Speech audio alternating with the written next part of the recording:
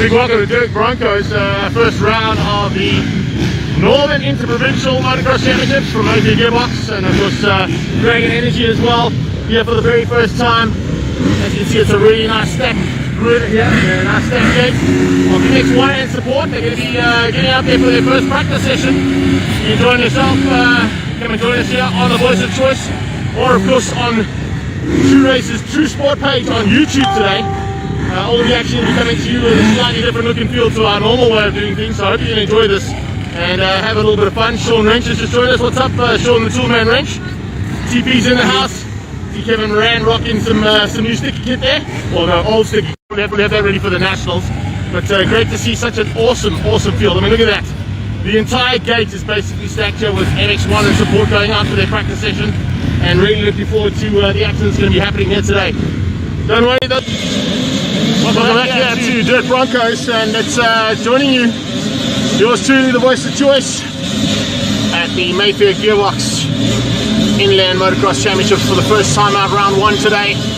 And look at that stack of gate there.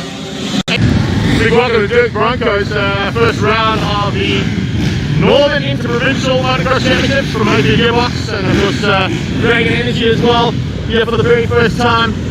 As you can see, it's a really nice stacked grid here, a nice stacked gate of NIMXC and support. They're going to be getting out there for their first practice session. You can join yourself, come and join us here on the Voice of Choice, or of course on True Race's True Sport page on YouTube today. All the action will be coming to you with a slightly different look and feel to our normal way of doing things, so I hope you can enjoy this and have a little bit of fun. Sean Wrench has just joined us. What's up, Sean the Toolman Wrench? TP's in the house. See Kevin Moran rocking some new sticky kit there. Well, no, old sticky. We have that ready for the Nationals. But great to see such an awesome field. I mean, look at that. The entire gate is basically stacked here with NX1 and support going out for their practice session. And really looking forward to the action that's going to be happening here today. Don't worry, those are not spectators on the far side there. Unfortunately, no spectators allowed at the circuit at the moment. Those are all people that are supporting the riders that are here today, or other riders that are going to just watch for this first start. And of course, this is just a practice session. We'll be going live for all the racing a bit later on. And as I said, you can catch it here on the Voice of Choice. We're going to forward it onto my fast page and onto Ridgeway Race Bar, one of our associate sponsors here this weekend. And hopefully give you all the action throughout the day. This is quite nice to see, one of our top lady riders, and of course multiple champion here. Kaylee, looking forward to the weekend? Even though I'm not racing, but it's going to be fun watching them stay in the mud. Yeah, it looks like snotty conditions out there. I think tyre choice might be a big factor here today, hey? Yeah, facts, yeah. Let's hope it doesn't rain, so it stays like this for them. That's the idea. Thanks for chatting quickly there. There you go, Kayla Roth, motocross national champion 4 times in a row there. Unbelievable rider. See a couple of guys coming in here late, lastminute.com, deploying in the house as well. Also some Grant Ferguson in the house as well. I'm not quite sure if he's made it to the grid. He said he was having a little bit of issues with the starter on his bike, but I think we're almost good to go here. Let's just get these guys off the line and then we'll take you through pit lane.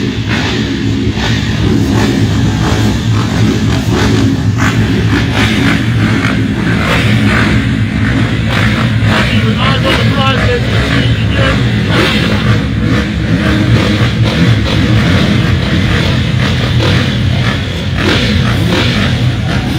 First bit of action there this year. It's great to be at the racetrack, that's for sure. Certainly something we didn't expect to be happening as Swanthorpe was cancelled this weekend. Unfortunately, got the call up to come and do this incredible Mayfair Gearbox and Dragon sponsored event. The 2 main sponsors between the Inland MotoCross Championships and of course the Northern InterProvincial Championship that will be happening at 10 circuits in and out of the country, all around the country, and of course 7 for the Inland Championship. So unbelievable stuff that's been happening here. Xavier and his team have done a great job. Marcel Angel's just joined us all the way from Cape Town. Moira. Shannon Lee is in the house too. Yeah, first time out here for the Voice of Choice, and of course this is live on the ride today, not live on the drive.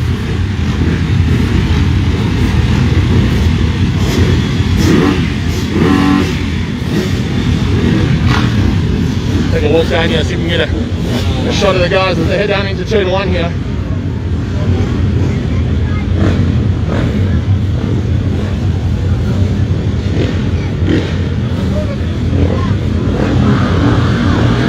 There we go.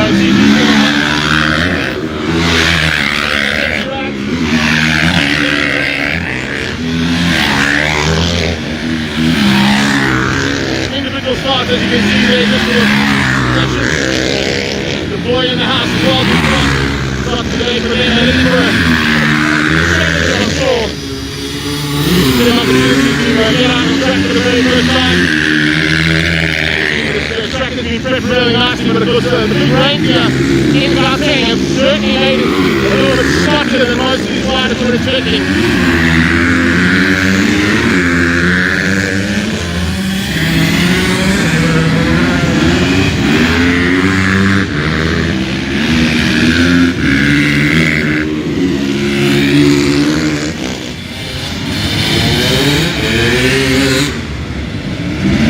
Hey, thanks, guys. I appreciate the support, man.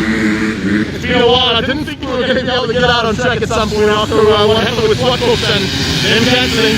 199, no, that's not Travis Persona, but I suppose he wants to be.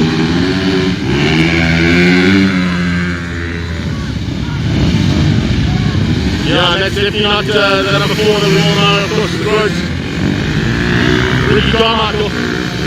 And how awesome is it to see such a big deal of the riders out here? You're going to see them in action a bit later on. I'm going to do a little bit of walk as well, catch up with some of the riders just after this session so we can catch up with some of the national championship contenders as well as contenders for the Small Division Motocross Inland Championship. Northern InterProvincials and Inland combined here today for round 1. 27, now there's a good number. So there's just a little taste of what's coming a bit later on today. As I said, you can pick up all the action here today on the Voice of Choice. I'll be sharing it onto my fast page and onto Ridgeway Race Pass page. But if you want to catch all the race action as well as what's happening with the guys from True Race, True Sports on YouTube, subscribe to that channel on YouTube. It's True Sports, and you can get all the action out there as well. Along with a couple of extra cameras that we've got hidden out there courtesy of Van Hillop and his team.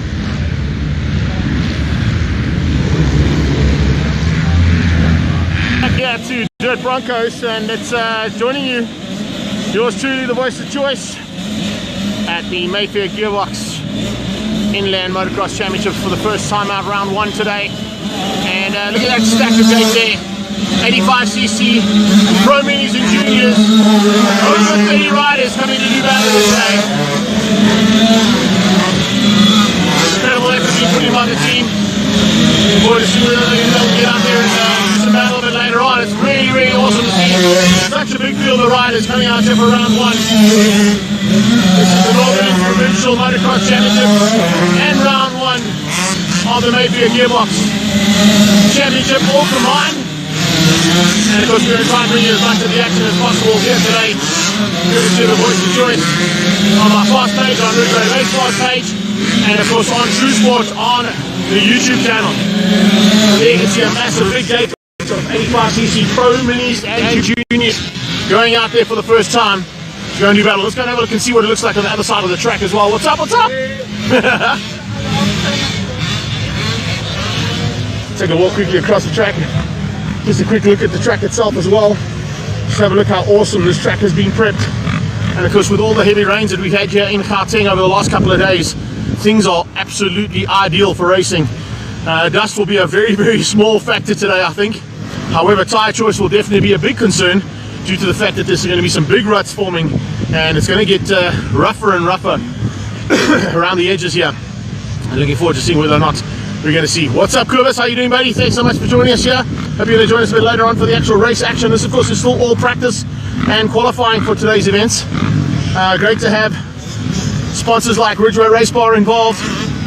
Moto, of course, have come on board in a big, big way here. Mayfair Gearbox, the headline sponsor of one of the championships, and Dragon Energy, the other headline sponsor of the other championship. So incredible to see that the big sponsors are getting behind this event.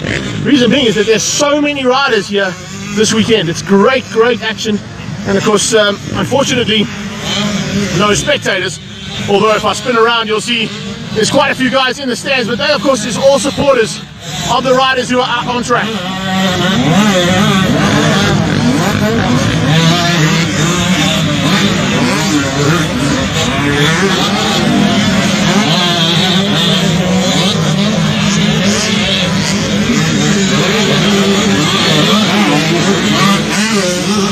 Riders out now for the first time for practice here for 85cc Juniors and Pro Minis combined. They'll of course be riding together a bit later on. Yeah, Dirt Broncos. Looking forward to all the action, of course, that's going to be happening here today. Jackie Schreiber's joined us. Thank you so much, Jax. Hope you've enjoyed all the action so far. It's just been pit lane, mainly an element of start, but of course we will bring you all the action of the racing a bit later on. And remember, not only here on the Voice of Choice, but also on the newly formed True Race, True Sport and True Motorsport YouTube channel as well.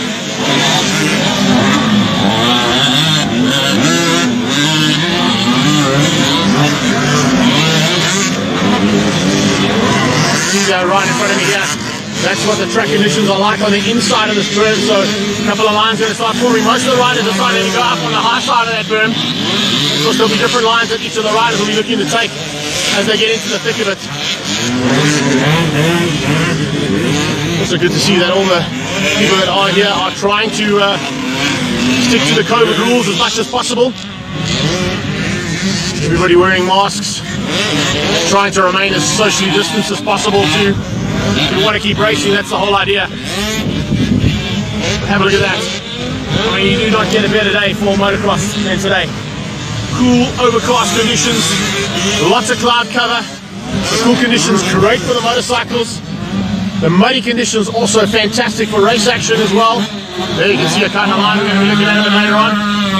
Inside lines and outside lines are already starting to be formed here. A couple of riders trying to make their intentions known. Johnson looking good out there as well. Of course, we'll bring you all the action of the racing a bit later on today. As I mentioned earlier on, we're trying to get a little walk through the pits as well. Try and catch up with some of the riders, see what their feelings are like now that they've been out on track. And then I had an opportunity to see what conditions are like.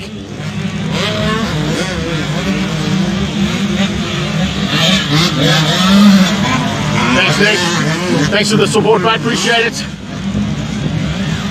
Tony's in the house as well. Crack a lagging, baby. You know what it's like. Now, when in doubt, pit it. Especially in conditions like this, Tony.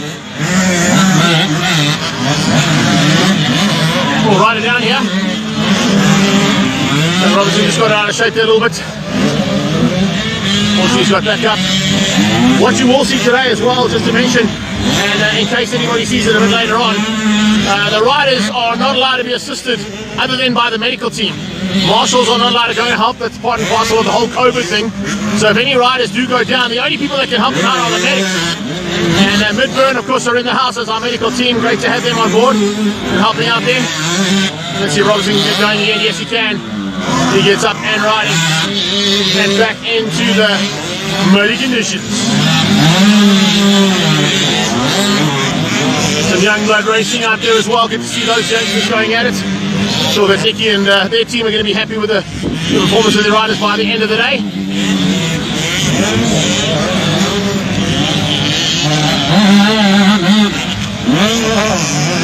Some very good little youngsters out there looking to do battle right from the word go of this championship and secure some championship points. So yeah, that's what it looks like.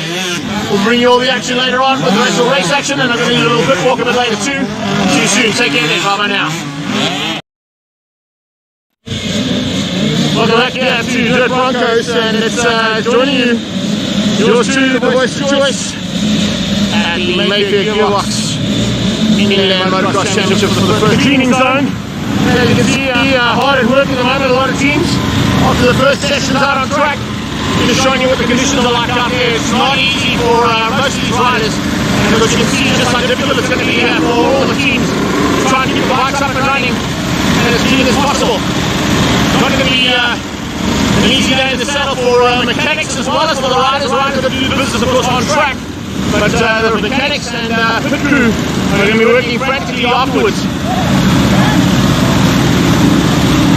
to try and keep these bikes all clean. Not going to do anything today, that is for sure.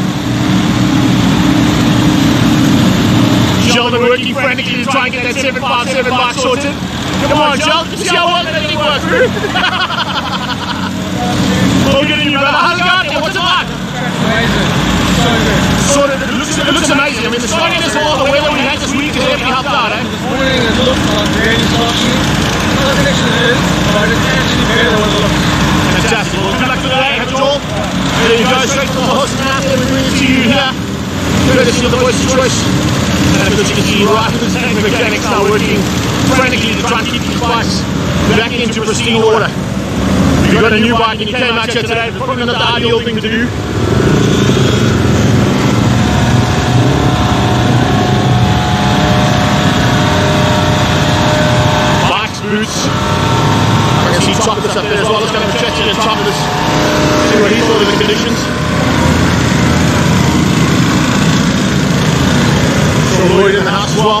Toppy, did you catch up with your brother? How you doing? Good, man. What's the conditions like? Not as bad as I expected. Looks worse than what it really is. The track's sweet. Not drop too deep. So, no, it's going to be a norm. He's going to rut up during the day? Right, there's plenty of riders here. 200 odd riders. Usually in the base is 32 riders or something. So, no, it's going to be sweet. It's going to be awesome. Looks like the boys are hungry to go racing, huh? Yeah, 100%. I bet you are too. Yeah. Fantastic. Good to see you again, all the very best. Catch you during the day. As I said, busy conditions here. Lots of work to be done. Even Deegan Bloomfield's back there getting a little post-practice wash session. Get it all sorted out and ready to go. I think we're going to be in for a great day's racing, there's no doubt about it. Let's take a walk down here and see if we can catch up with some of the riders also from various teams. Go past the gate, they're doing, of course, the very important screening, making sure that everybody is wearing masks, temperatures are right, everything is good to go. Great to have Monster Energy and out of Africa Yamaha team in the house as well. There's big support from them this year. A couple of changes to their riding and to their team as well. Might be able to catch up with either Mark Roach or Guy Henning to find out all about those team changes that have happened. It's always interesting to get to the first race meeting of the year and have a look and see there. You can see big contingent as well coming out of Bridge Road Race Barn. Not only Callan and Deegan this year, but a couple of other riders who have joined up with that squad too, which is really good to see. And of course, all the way down to the bottom there, lots of riders, as you said, and you heard from the topless. There's over 200 riders that have entered for the weekend, so it's going to be busy out on track.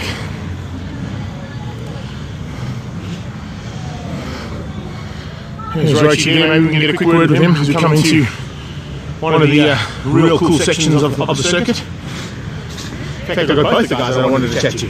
Side by side, that's what I like to see. Sneaking in here, a couple of changes for the year.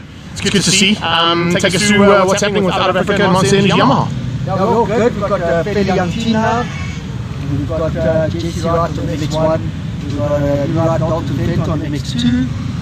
We've Christian from 125 High School to MX2 from a learning year. And hopefully we'll see some great things from the two of them. And we have Garrick and Henley and Hayden Tully 125. And a new rider on 85 with Paul Johnson. Very promising rider.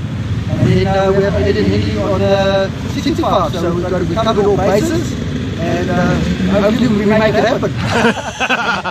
You had a good season last year because ups and downs have been, and a couple of riders that have stuck with you with Jesse, but good to see that you've expanded the team and brought in some new riders as well, guys. It's always important to see where the talent lies in the sport, and with I think it's about 100 and something odd events this year. If you take all the events that we've got here at Dirt Broncos and around the country, there's a lot of motocross to happen this season. Yeah, definitely. It's actually interesting when everyone's a doom and gloom scenario regarding the current economic climate and but it's good to see the sport growing and enthusiasm to see it grow. And we have immense opportunities from a talent pool. And it's nice to see the riders coming out here and making an effort. Awesome stuff. Well, thanks for the chat, guy. We'll catch up with your riders later on. I'll catch you later on as well. There you go. Out of Africa, Monster Energy Yamaha team in the house as well. And looking forward to a great day's racing. As you can see, a couple of riders that are out on track at the moment. NIMXC in support, and of course the juniors are about to go out there. We've got a big field of 50cc's coming through here too. Just waiting for one of our hashtag racing. Oh, there he is, one of the hashtag racing boys, Lloydie. But there's Jack from Motel. Jack's good to see you behind the Northern Region's InterProvincials, and of course the Mayfair Gearbox Inland MotoCross Championship. Yeah, thanks, Greg. It's actually been nice to follow you for a long time, and yeah, we're behind it. It's great to have a brand like Motel behind this kind of event, because I mean, this is where you sort of test your product. Yeah, the thing is with Motel being a history in motorsports, I mean, it's a no-brainer for us to be in this industry with riders, support the guys. Also gives us that element to new products, to see what's happening on the trend side of the market. Brilliant stuff. Well, good to have you guys on board. We'll catch you later on. Thanks, Jackie. There we go. Catching up with the sponsors as well as we go through the pit walk here. It's great to have guys like that involved, because without those kind of brands, the sport is could be in a lot more dire straits than what it actually is. But I wouldn't say it's in dire straits, as you can see, because if you look at what's happening around us here, the fact that we've got all the big riders involved, guys involved with the sport, not only at national championship level, but also at regional championship level, it is superb to see. And of course, continuing all the action that has happened throughout 2020, the very difficult 2020 we had. 2021 looks like it's off to a great start. Some of the Fast House boys in the house as well. Gazebo wall, and lots of gazebo wall, gazebos around, just good to see. That's one of the rides we just spoke to about moving and changing some big changes for you, buddy. Take us to adult. No, I'm actually near hard now. Actually, the mark and the one of the like a massive so the race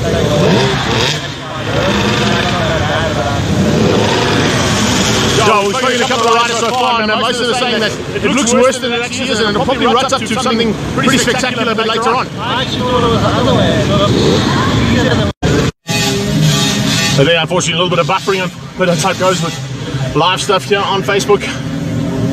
Making our way through the pits again. You can see that the youngsters are about to go out there. We're going to try and get onto the grid there quickly and have a chat to some of them before they get onto the circuit for the first time. All the supporters here, of course, supporting the riders that are on track. There's no actual physical spectators that are allowed here this weekend, unfortunately, still due to the COVID lockdown scenario.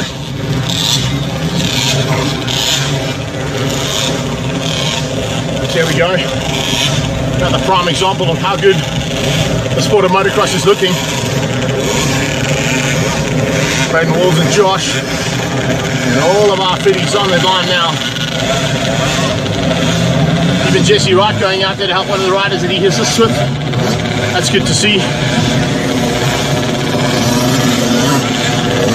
Take a walk behind them here, you can see just how excited these youngsters are to be involved and eventually get out on track to go racing. Good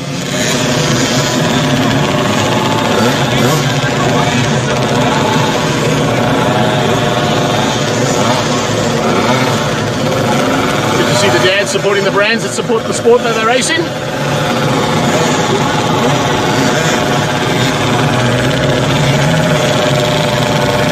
Sneaking out so I can catch up with Jess while he's just selling their Jess. Good to have a big team like yours supporting the youngsters as well, buddy. Yeah, dude, it's awesome. You have to help them out, eh? Makes them want to grow big and do it like me when they're older, you know? Exactly. A lot of guys want to do that. Even I'd like to do it like you, mate. I'd like about 80% of your talent, you know what I'm saying? I miss it big time. Do take us through the year. It's going to be an interesting year for you guys because a couple of changes in the team. I just spoken to Guy. He's taking me through all the riders and stuff. Yeah. But from your side, what's your plans?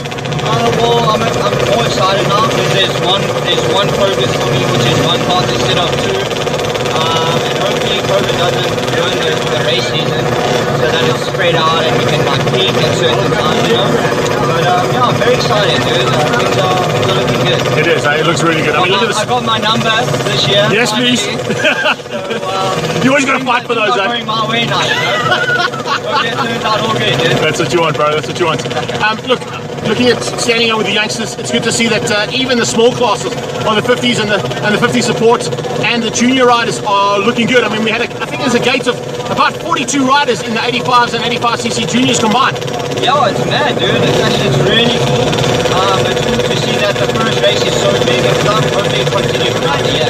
Oh, okay, so have a good weekend and have a good race day. Thanks. There you go. Thanks, Jesse Wright, for the insight there. There's a little bit of rider insight, of course, helping out with some of the youngsters that are involved in this junior category. It is fantastic to see even some young ladies here going to go out there and do the best that they can.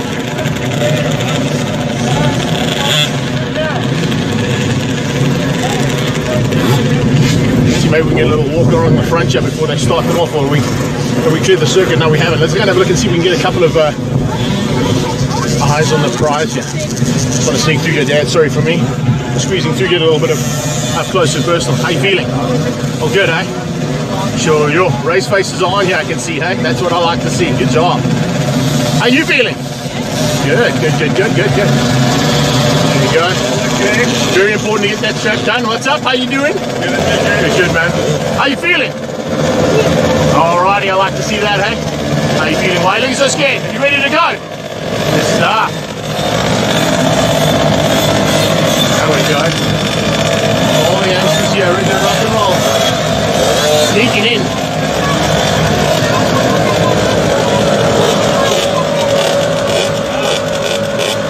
What he's saying is when he gets to turn 1, go left and then first right. That's what it's all about. How you feeling? Good. So look the part, that's half the battle won, hey? Good job. There we go. All the way along. That's the feel that we're dealing with here with these youngsters. About to go to battle now for their warm-up session. Get some practice and qualifying in. We'll be back shortly with the race action. See you soon. Take care then. Bye-bye now. Dirt Broncos for race 1 of the 50cc's combined. Apologies for the delayed start, but we had to make a little bit of a modification here because of the rain coming down here, unfortunately, at Dirt Broncos. So there's a little bit of a concern with the rain. The 50cc's had some action already. You can see that the guys are going to battle, particularly on these small wheels, to keep it all together. But I'll tell you why we had to make a little modification. You can see one of the dads on the sideline and one of our medical crew already being called into action. But this is the modification we've had to make. We are now under official sponsor Gazebo World Gazebo in order to bring you some of the action that's going to be happening here today at Dirt Broncos for round 1 of the Mayfair Gearbox Inland Championship, the NIMXC Championship, and of course round 1 as well of the Dragon Energy Northern InterProvincial Motocross Championship. So it's a combined effort here for today. You can see that it's not ideal conditions for these guys. The bigger guys are probably going to be itching to get on track, as you heard earlier on from some of the riders. But needless to say, we're still going to be in for a great day's racing.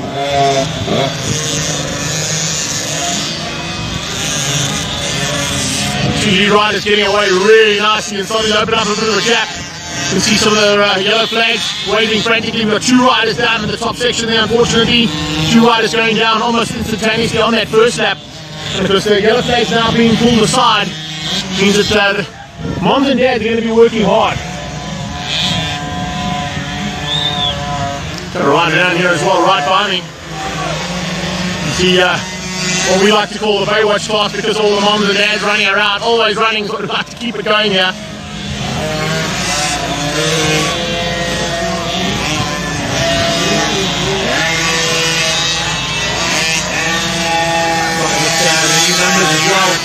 Looks like that might be Zane Labascutney with some issues. 777 and 87 going through there as well. Nice start from them. Bradenson Bake.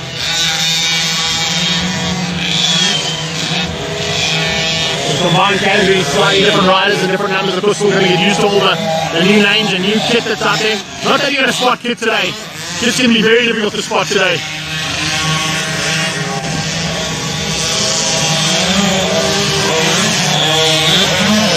The ball line goes down there. The riders going down left, right, and centre, unfortunately. It's part and parcel of starting with the 50cc's in wet conditions. 46 on the backside by Latino Rossi. But he's looking pretty tasty at this point in time, that's for sure.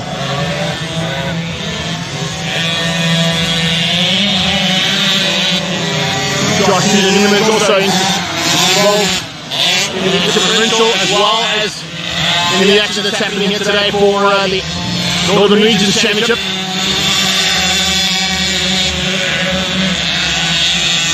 Fortunately stuck in the middle of the track there. There's only one vantage point because of the rain. We normally get around, and hopefully if it does stop raining, we can give you a little bit more of the action that's happening. Here's Balwaz off to his crash. Got it all sorted out now, back up and riding.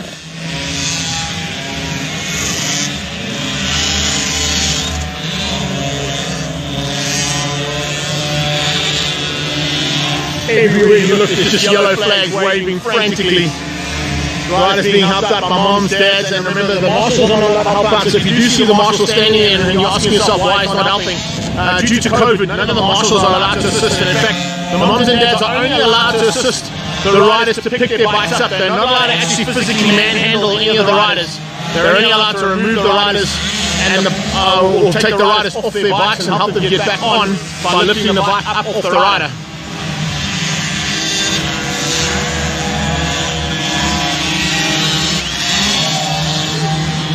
Mums and dads also supporting on the sidelines. It's great to see. About 22 riders that started the field. It's a good start to the championship, that's for sure. Bodes well for national championships as well. Hopefully these riders are going to make their way through. The 50cc juniors and the 50cc seniors combined here together.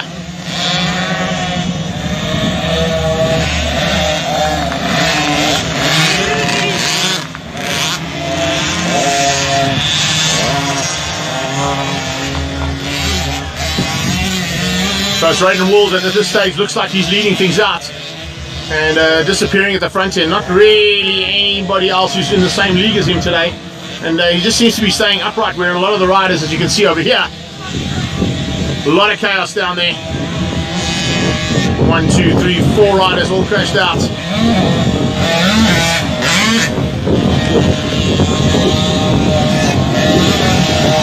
Assistance by the moms. Get those riders up on top of the berm as well, on top of the roof section. Another rider crashing out here. You know, they're battling. You can see just how difficult it is for these riders to get up, actually get upright. Not easy when they're stuck under the bike. There you go. One of the dads helping out there. Can't help the rider. Just picks the bike up, gets it started, and we'll hand it back to the young man.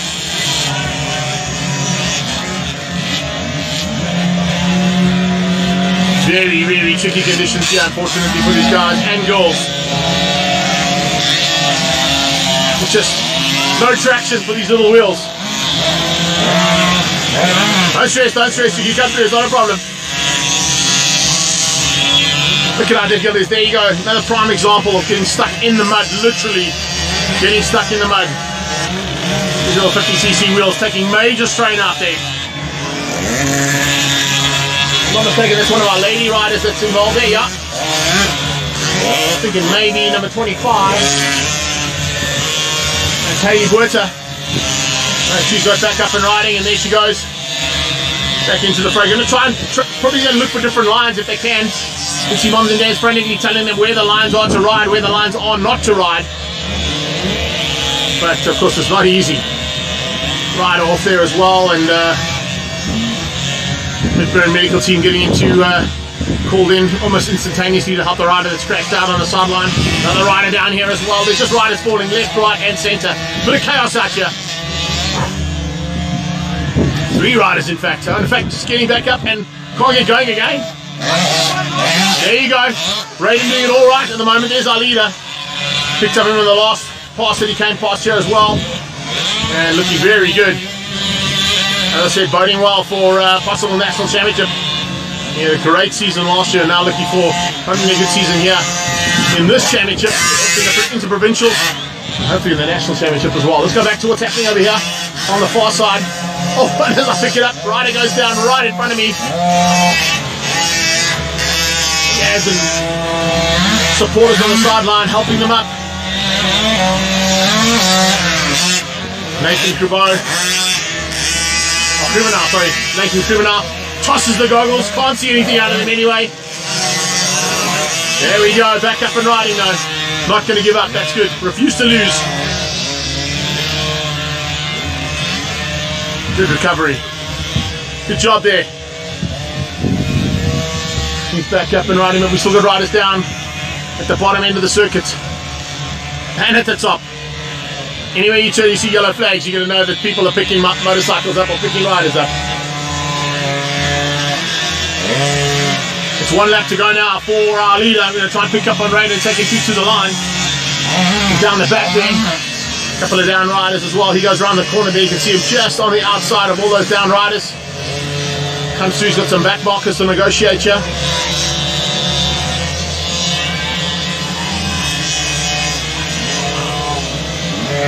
.345. The bike to beat today. Doesn't look like anyone's got an answer for him though. And Raiden Wolves has just put a clean pair of wheels, I think. Also, if you look at the way he's riding, it's going to be conducive and probably what's going to happen on most of the races today. The lead rider should stay pretty much clean as a whistle. And the riders behind are going to just get face full of roost and mud. And I mean, they've done an incredible job here, Eddie and his team, to get this track prepped. But it's going to be getting worse and worse as it goes, and running up into what is a proper motocross track for the day. Here comes our leader.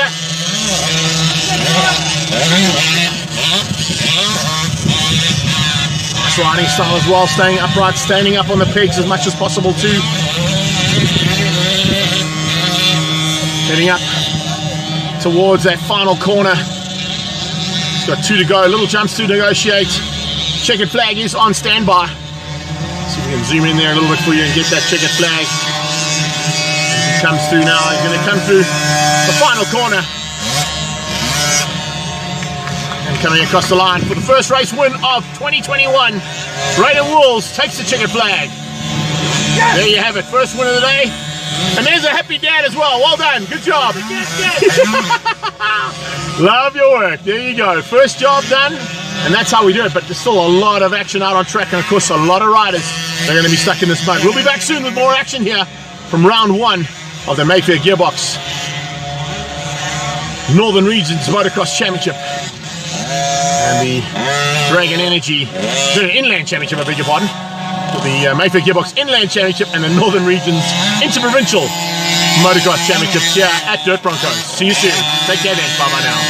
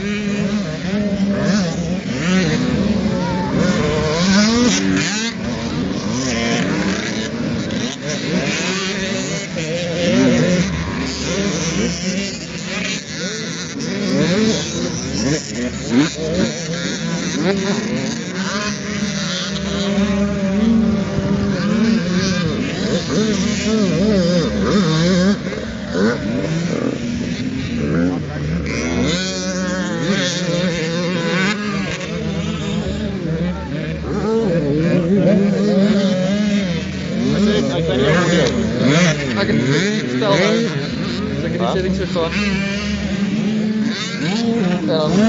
Settings.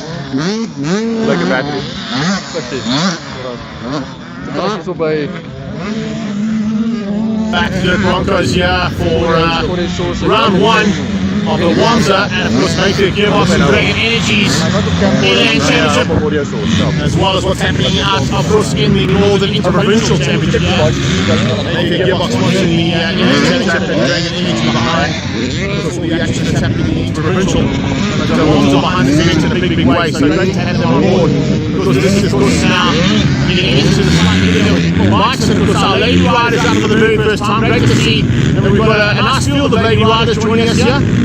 They'll be out on track for the very first time now for the NIMXC lady category, and they'll just be out all on their own. Not a big field of riders, of course a lot more national lady riders around the country that may haven't made it out yet for this first event, but we have got Tyler Buerta, Kayla Williams is in the house, as well as Tegan Reid, and she'll be looking forward to getting back on a motorcycle after a little bit of time off. Nicole Compana's there, Rachel Kuhn, and of course Jadine and Cheyenne de Lima should be the front end of the field. We're watching out for those two lady riders as they come through for the very first time now. And you can see that conditions a bit earlier on in 85cc's and juniors were pretty difficult for riders. Looks like this is the 707, or is it 77? No, it's 77. So the first on the Pegasus racing machine, that is Jadine, followed very closely there by the number 4 bike. And of course, 24. That's Teagues. She's doing a super job getting back up on the motorcycle again. 23 and 63 in the house too. That of course is Kayla Williams. And looking forward to seeing the battle between herself and Rachel Kuhn.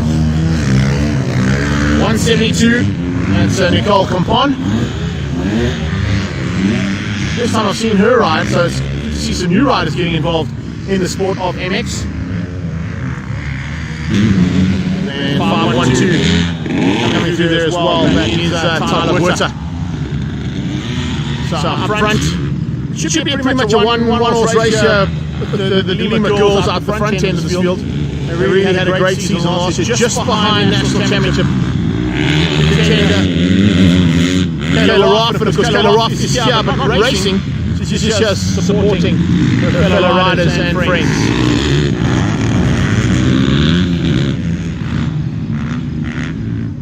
Have a number 4 on my interest, but I would assume that there's no 707 out there, so that could possibly be Cheyenne.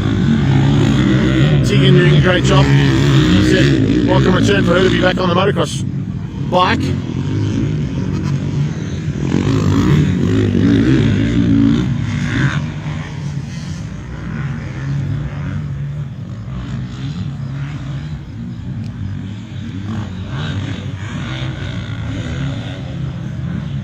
Ladies pushing hard here for the first championship, of course, and important to get those championship points in the bag. So probably should have to change up here with the rain coming down earlier on. So we've got a little bit of a covered commentary here, courtesy of Disney World, one of our sponsors as well. This is racing, I would assume that is going to be Cheyenne, and JD leading things out there on the 77. Third place, Tegan Reid.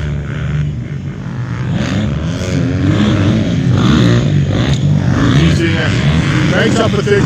Out at this point in time. A little bit of manoeuvre happening there from Kayla Williams. Kayla Williams starting to slowly but surely closing in 23 and 24, running in reverse numerical order. But of course running third and fourth place on the track.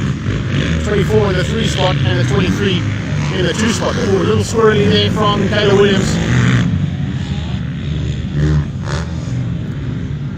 Less chaotic than what we had a bit earlier on with the 50cc's and the 85cc juniors, where we just had yellow flags waving frantically left, right and centre. You couldn't turn around and not spot a yellow flag.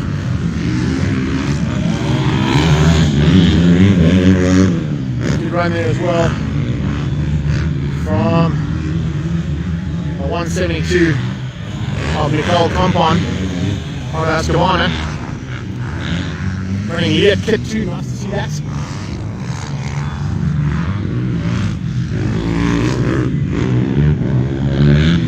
Looks like we might have a change up, do we? No, we don't.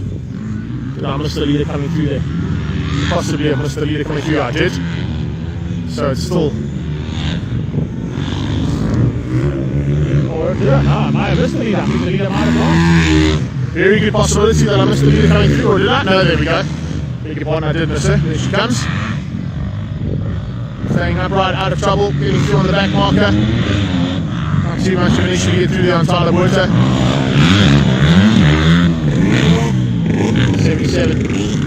JD and Lima keeping it all together right now. Out. Big gap now in the second. It's actually crossing each other's paths as they went up and down towards the mine dump.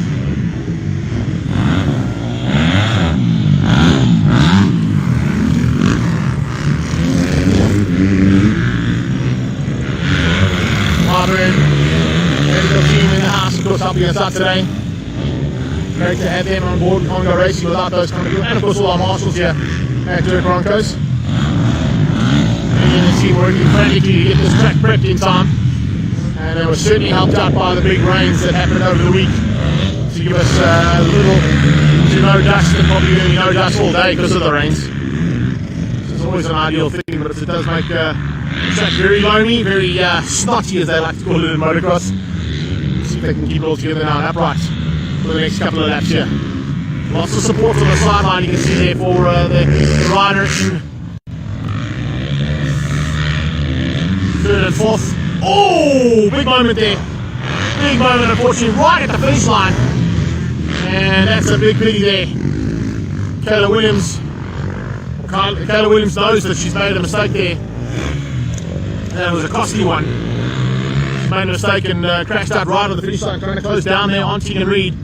Didn't seem to be too happy about it as she got up and lets you just see the frustration trying to get onto the back end of Tegan Reid, but unfortunately it's been a costly one. She's probably going to lose fourth place, but no, she won't. She gets going just in time and stays ahead of what is now fifth place on track in the hands of Carl Compine. Compine about to be caught and passed out for the first time by our leader, and that'll be a lap down for her. JD De Lima just doing it all right for the front end of this championship. Confidence boosting here for her. So she's also looking forward to the national championships that will be happening throughout the season. I mentioned it earlier on in the comments, you probably mentioned it on a few occasions here today as well, but I believe there's about 37 races in total if you're going to be participating in all of the championships that are running countrywide for 2021, 2020 and 2021. Kayla is back up and riding, but the gap is now quite a big one to negotiate there for her. She's third place. Tegan Reid coming towards us now. All good there for her, no worries at all. Going through and making it look relatively easy, and it looks like she's never been off the bike, which is good to see. Great run there so far from Keith. Third place on the podium and the first time back on a motorcycle for a long time. It's not a bad effort at all. Definitely feeling maybe the effects of a little bit of rust there and not being on the bike for as long as what she'd like to be. Lead rider though, doing a super job. Okay, the yellow flag, I'm not quite sure why there's a yellow flag waving. Rider go down here. Oh, might have been a rider going right behind me, I'm not quite sure who that was. Let's see if we can sneak around here quickly and pick up that rider. There we go. 512. The Woods is just running on the track.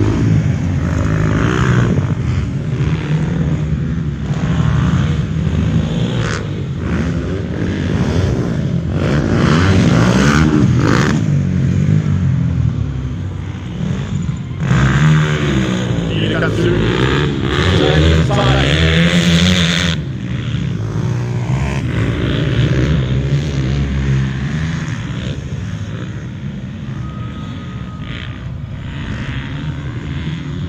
Run so far here from JD De Lima. Possibly the lady to contend with this season.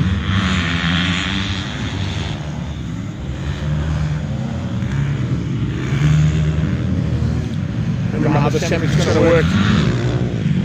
Shane coming in. Shane behind that number 4 bike there. She entered with 707, that's why I couldn't quite work out whether it was her or not. But now coming up close and personal, I can see from through that visor of those goggles. Definitely Shane there in control of bike number 4. 24th, this is third place. Tegan Reid looking good. Come on, teams, go buddy! Little sideways there, but needed to say she got that one. Set for the camera. That one's going to go down one later, teams. I'll tag you on this video so you can see it, okay, baby? Oh, good job there. Oh, there we go. Race bar colours on that bike too. Tyler Whitting is going again on the 512 after a little bit off track there. Managed to get back up and going there. And despite losing quite a bit of ground, still the first time out here, not a bad effort for that young lady. 172. No worries at all there so far from the cold compound. Now some more back mark and 50 here for our leader.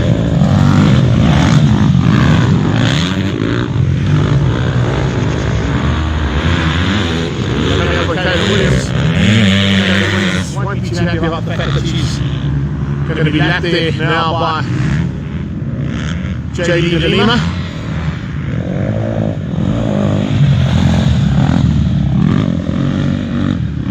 Rachel Kuhn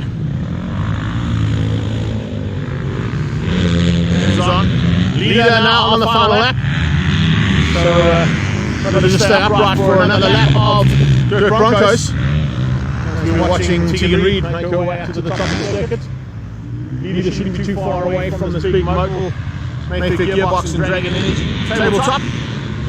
Famous tabletop gearbox and almost steering in the wet. That's pretty tasty stuff there from our lead rider.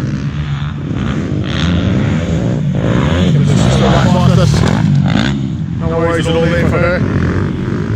And as I mentioned, come on, doing a super job here on Escamana.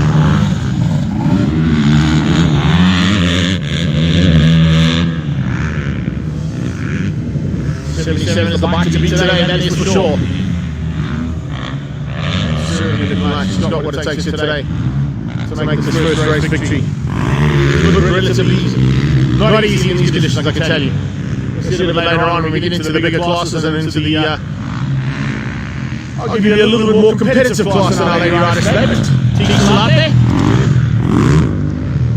The competitive classes, when they start to bang bars here in muddy conditions, certainly can be very interesting for a lot of the action that will be happening here today for the motocross. And then the first round of this Wanza Championship. The Mayfair Gearbox Inland Championship, Dragon Energy Northern InterProvincial Championship combined round 1s. And this lady taking the first victory of 2021. Right. 2 corners to go, one more jump. And the checkered flag is on standby for our first race winner. Coming down towards the checkered flag now. Flag is waiting. There you have first victory of the season. JD de Lima taking the win here in the NIMXC. We'll be back soon with more action here from Wanza's Mayfair Gearbox Inland Championship and the Dragon Energy InterProvincial Championship here at Dirt Broncos.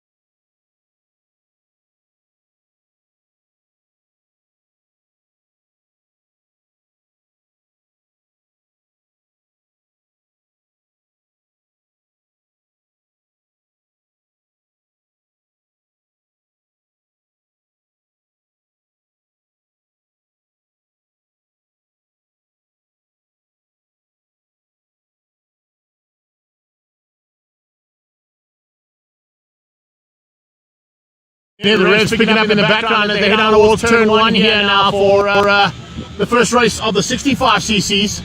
And these little youngsters also going to find it pretty difficult with the smaller wheels to be out on track. Wait and see, pick up and see exactly who's going to be at the front end of this battle, but expect a big battle with the 65cc's out on track now for the very first time here. And this, of course, is round 1 of the Dragon Energy's Northern InterProvincial Motocross Championship combined with the Mayfield Gearbox Inland Championship, all part and parcel of round 1 of WAMS's Motocross Championship here for 2021. 125 looks like Blade Tilly might be leading things out there as he heads up towards the top of the hill for the first time here today.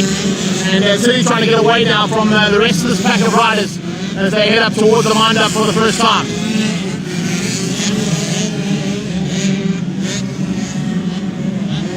Alright, hang on to a whole bunch of equipment here, not only from my side but of course from True Sports side too. Great to have Vanny Hill up in his team here. If you have just joined me on the Voice of Choices page, remember this is going to be going live on a YouTube channel as well. If you want to subscribe to that channel, get onto YouTube. It's True Sports or True Race and True Motorsport that you can pick up. But at this point in time, 125 leads out. That looks like that is, of course, Blake Tilly, yeah it is, he comes through now, leading this pack of riders. And just ahead there for 110.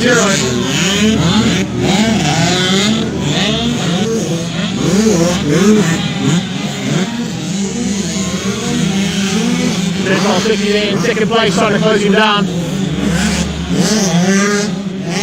Followed very closely by Aidan Henley in third place for out of Africa, Monster Energy Yamaha. Those are the 3 riders that top the field so far. As you can see, there's a lot of yellow flags out here as well. We kind of expected that with the 65cc's because of the slightly smaller wheels.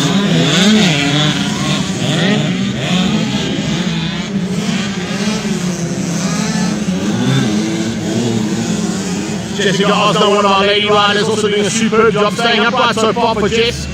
It's a good start to her first outing. A little bit of chaos down the bottom as well. A lot of riders crashing out, coming through the switch track there from the top end of the circuit to the bottom. And let's have a look and see as they come through the root section now. This root section makes it very, very difficult, especially in these tricky conditions and in small wheels.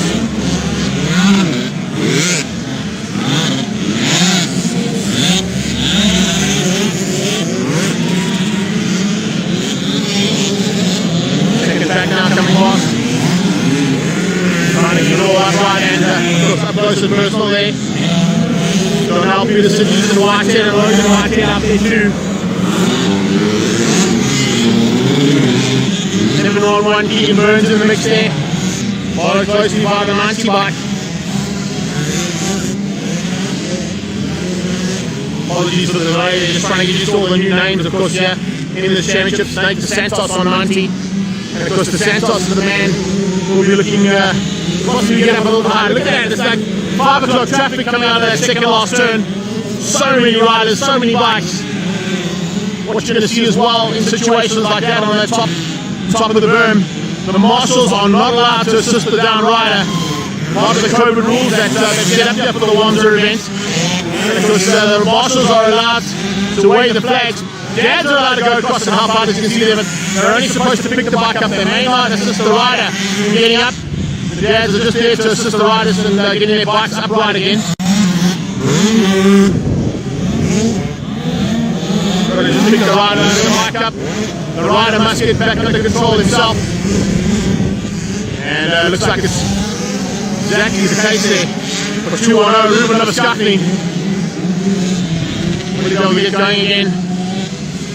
Yeah, he's got to do it all on his own steam. I'll try and pick up on there for one of our sponsors as well, BLA Racing there. Comes through. He's back up and riding. So with some of the riders, of course, and with the dirty conditions here today, it makes it even more difficult to spot the riders and to spot the leaders. We'll try to pick up on those bigger riders when they come through.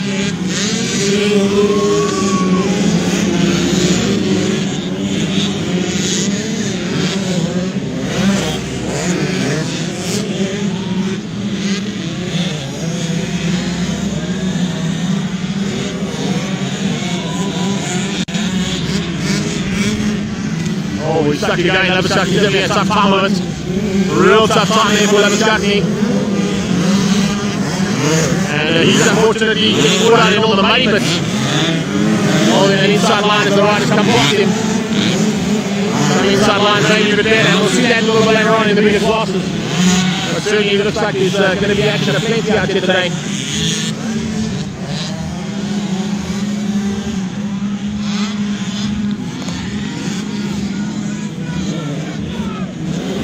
Super rainy so far from our top boys. Lady riders in the house as well. Fantastic to see the sport rain. Here it goes. Blake Tilly now leading things out. We're going to see how far back second place has got to. All back markers slowing to see the second place line coming through. Looks like here it comes. Might be the 5-1 now, moving up in the second. Yeah, I think so.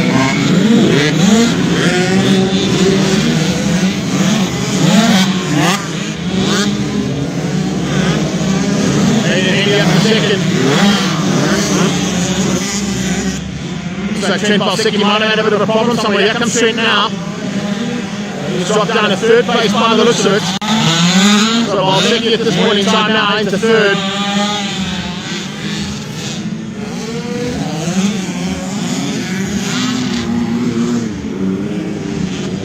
Oh, it's treacherous conditions out here.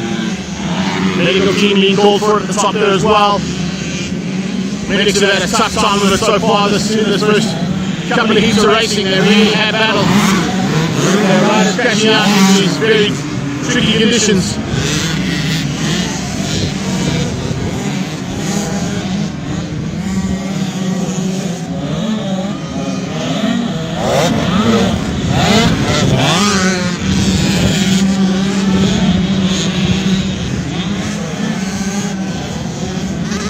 Out of this one so far. Trying to get that bike back up and riding.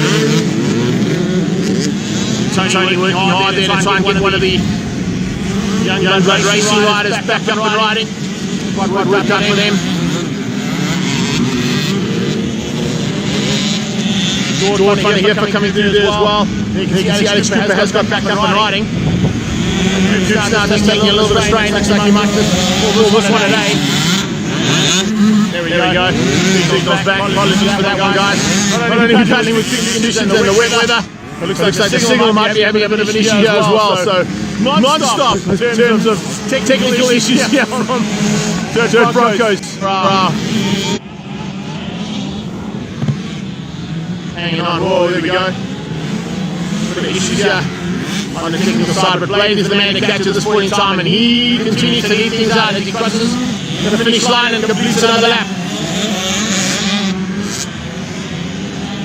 For second place.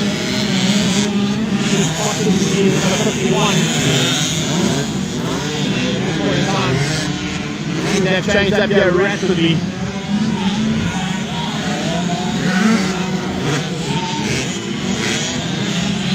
.247 and 169 finding it out there. Minky Kaywood.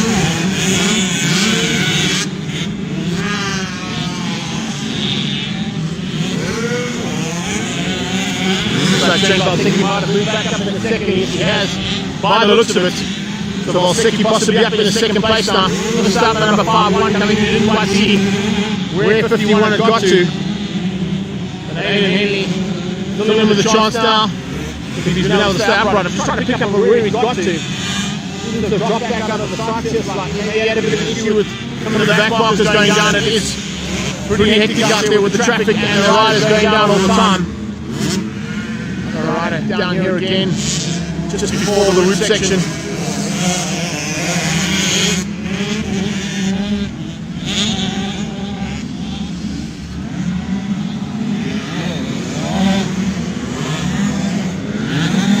Balsecki's had a good start and of course looking for a chance now to maybe close things down.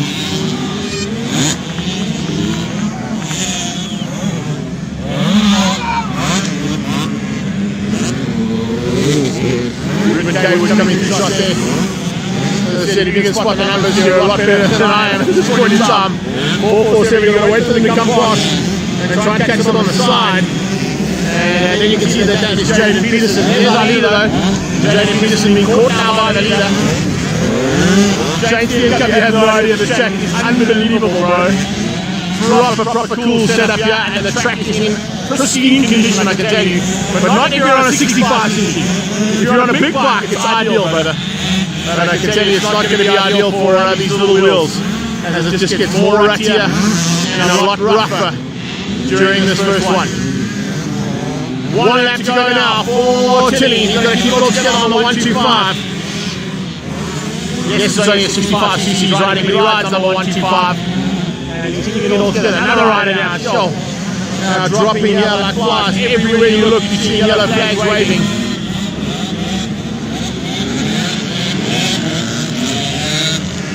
Yeah. A good sponsor for this event might be Omo, because of the amount of washing that's going to have to happen here, that is for sure.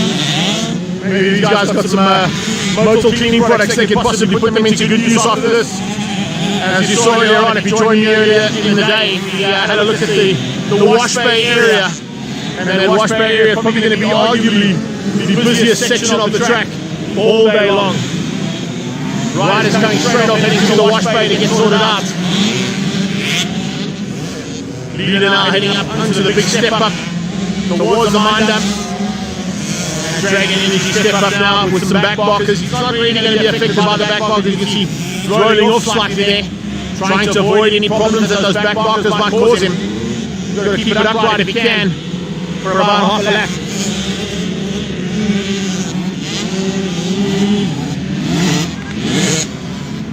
Something start out for our first round of Wamsa's Mayfair Gearbox Inland MotoCross Championship, combined with the InterProvincial today, courtesy of Dragon Energy. I tell you, this is going to be an incredible season. It really is.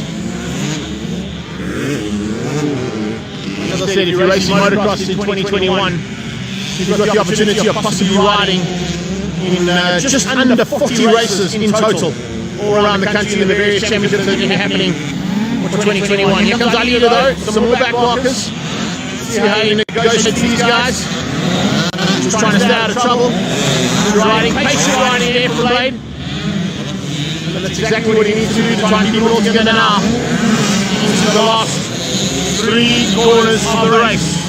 Yellow flag's waving, so we're a little bit concerned about that, but probably just take it easy there and go to the second flag. Coming across to the first victory of 2021. If you can get through all the traffic at the penultimate turn, checkered flag is on standby. And number 125, Blade Tilly, is going to take the first victory here for 2021 in the Wamsa Motocross Championship. It's Mayfair Gearbox, Inland and InterProvincial. First victory of the season there for Blade Tilly.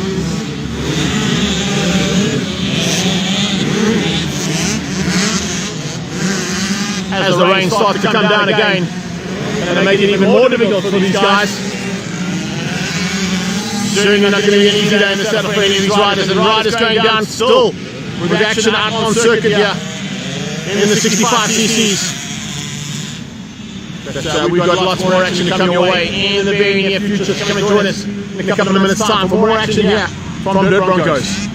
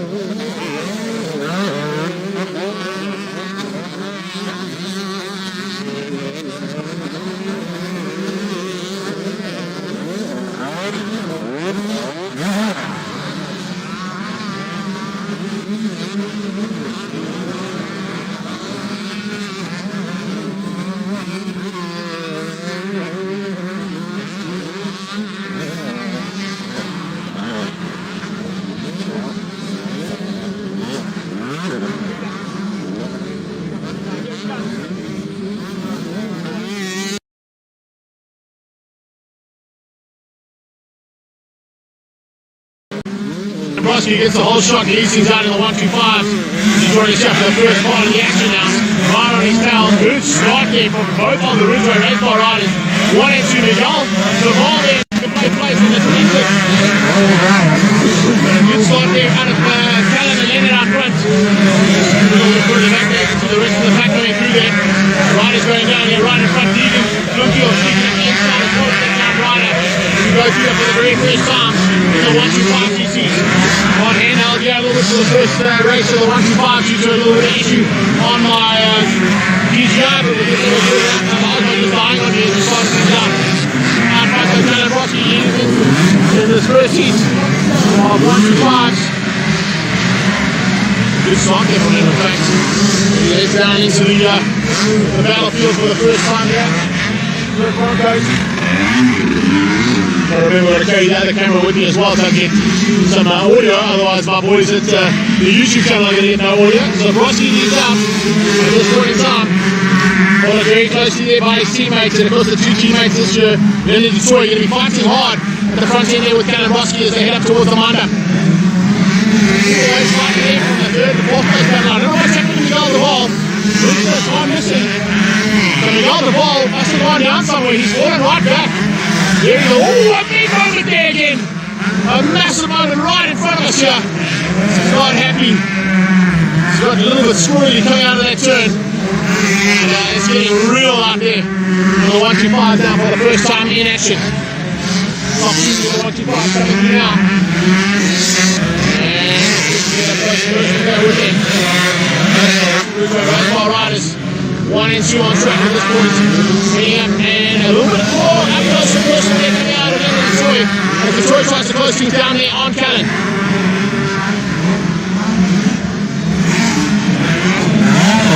Mark Anthony Philippe now starting to close things down as well. And the rest of the pack starting to come up there. There goes Miguel. So going to get about 5th place on track. So the ball had a little bit of an issue there. As he heads into the top end of the circuit now for the very first time.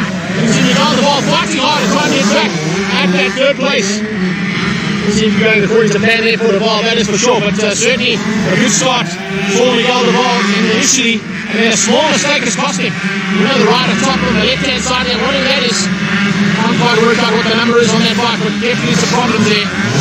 Grundy's on the 450 here, so they're about to get to that one. Grundy doing a super job.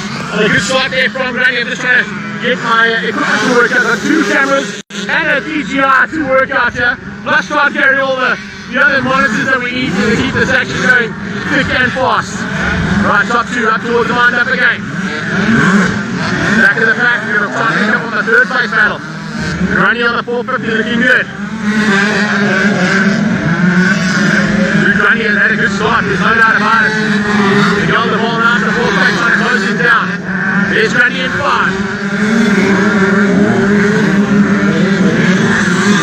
I'm not mistaken, 3rd place at this point in time. Not quite sure, I'll get them as they come to big moment there for the 777. 77, it was Callum Broski that had a big moment there. I beg your pardon. The 777 was actually Callum Broski that had a massive moment there. Nearly going out the front door, coming towards the roof section.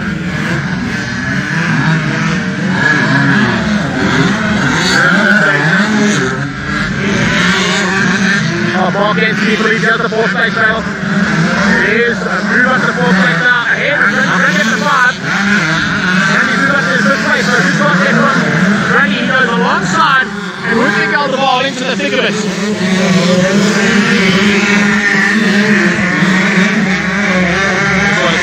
For the first team of 125 started this race season with a lot of action expected in 2021. It's not working out so well. I'm trying to hold two cameras at the same time so I can give you audio and visual at this point in time, so apologies for a little bit of jumping and writing up here. 77, I should say there. Callum Broski trying to get this first victory in the bag here for Ridgeway Raceball with his teammate Leonard Toy right with him.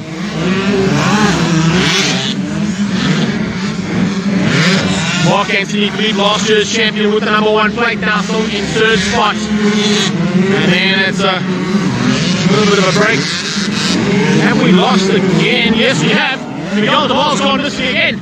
So it's Grundy up to the 4th place. Grundy now up to the 4th place. Followed by Noah Sanders. Noah Sanders has got, I think that might be Lucas Spencer. Yeah, Lucas Spencer behind him. And then all right down. 73 going down there. That's Cole Mayer. Cole Mayer going down. The leaders come through the shot, just waiting for these two riders to get back up and riding. You can see just some traffic now with the riders stuck in the mud. Not easy. No outside assistance allowed to be given by the marshals, unfortunately, there, so they're going to have to do it all themselves. 3rd place through the shot, but top 2 should be heading down towards the finish line. In fact, they've gone across the finish line. They've already started another lap. That's how thick and fast this racing has been. Now Sanders now riding in the mix here with Lucas Spencer. Watching for Miguel DeVal. He's starting to return to the front end there. Slowly but surely coming through there. Hayden Tully just behind him. So not too far off the back end of Miguel DeVal is Hayden Tully on the 2-0 bike. Some action here at the first round of the Swamser Championship. And it's Mayfair Gearbox, Inland MotoCross and the Dragon Energy Northern InterProvincial Championship combined here for round 1 at Dirt Broncos. Things starting to settle down here ever so slightly. 3rd place man there is the number 1 from last year. And Mark Anthony Philippe trying to close things down on his 2 rivals at the front end. The 2 teammates certainly found a great start to the season there in the 125 class. Joy fighting with Broski. Who's going to have what it takes to take the victory? I think there may have been a change up. I think the Toy's got through. Yeah, the Toy's taking the lead. The Toy now leads out, followed by Callum Broski in 2nd. The 2 Ridgeway Raceball riders, 1 and 2 on track. It's not a big margin, but the Toy won't be happy about that. He'll be, he'll be very happy about it, I should say. Broski won't be happy about it. Broski would be looking for that first race victory. Unfortunately, it doesn't look like it's going to come his way, as Callum Broski now has to fight for 2nd. The Toy crosses the line, completes another lap in anger.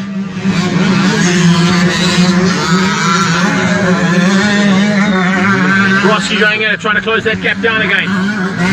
3rd place, Mark Anthony Philippe heading up towards the penultimate turn right now. Back to the battle here. Grundy still on the 4th inning. And let's have a look and see what's happening a little further back. That one, Sanders gets closed down now by 222. There you can see Hayden Tully coming down, and he's right on the tail there of Lucas Spencer. Spencer now under big threat there from Hayden Tully. Tully's closing down big time. Nice battle at the front end there. Triple 2 Kate Van Spencer doing a super job as well. He's in the mix. Tucked in behind there on the 28th. And now Sanders, followed by Kate Van Spencer, Lucas Spencer, and then behind them that's a hard charge out of Hayden Tully. Once again, Miguel DeVal, I've just missed him on one of the turns, or has he possibly gone down again? Is there a problem there? There goes 3rd place, and it's the number 1 bike in 3rd place at this point. Just trying to pick up if I did miss Miguel DeVal. I have gone missing again. So it's 450 Grundy. He comes through. Here's our leader, the Toy. And that is not one of the lead bikes. waiting for second place there. There he is. Going through there. Kalibroski. The riders coming in there, staying out of trouble, or trying to stay out of trouble as much as possible. Still third place with the number 1 plate on his bike from last year. Mark Anthony Philippe. Oh, little mistake there. You can see, oh yeah, maybe starting to feel the effects here of the race in the rain. The wet weather conditions makes the rider's life and rider's job a lot more difficult. And you're going to start to see those pre-season fitnesses coming into play here. Grundy looks good. Grundy looks very fit. Hayden Tully looks amazing. He's very proved himself up in the 5th place now. Tully going around the outside and ahead now of Dallas Saunders. Here's the ball. Victor back up and riding. And a little bit of work to do now still for Miguel Duval.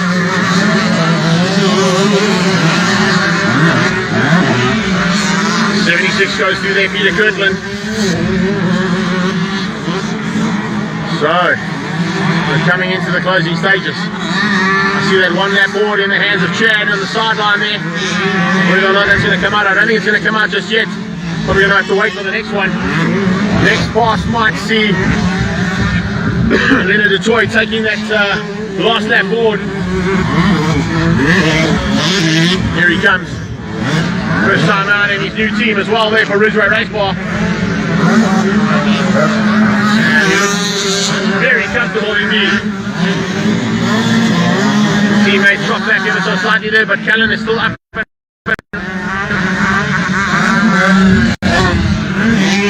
He's looking good.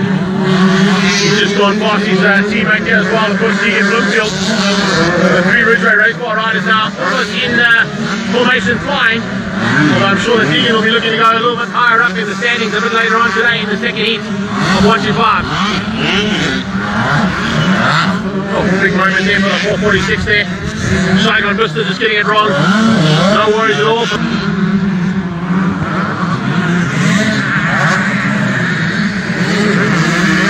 Into the thick of it now, with a lap to go.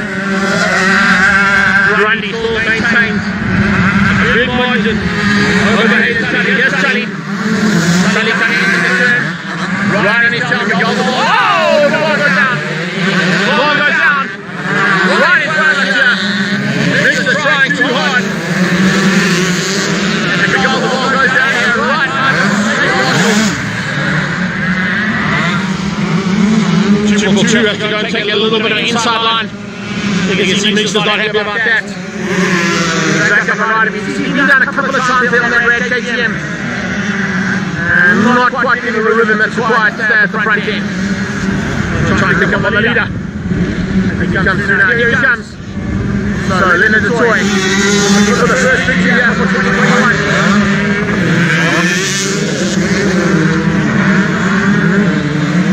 Staying on the high line. Ross running too far behind him. Watch Ross go through and then through the cross. Ross to get the second stage this time. Here comes Ross for the second. The Ridgeway Race Bar 1 and 2. And we go across the chicken flag. There it is, waiting on standby. Chicken flag comes out. Leonard Detroit taking the first victory of the Ridgeway Race Bar. His teammate Kalabroski is going to make it 1 and 2 for that team.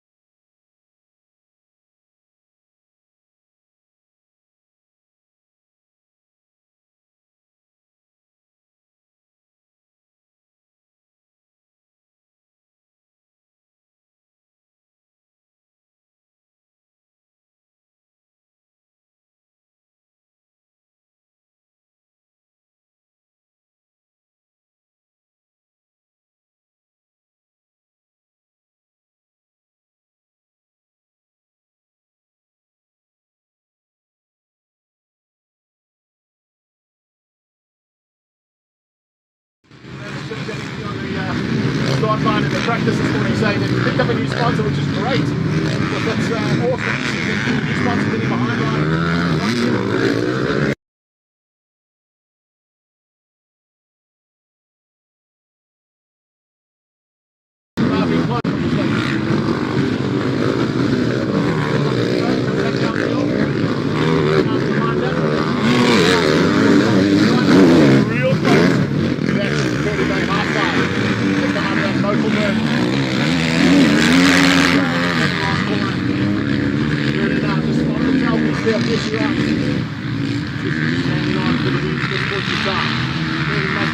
Body is time they're waiting for a little later on in the race. So you have to go there and do it.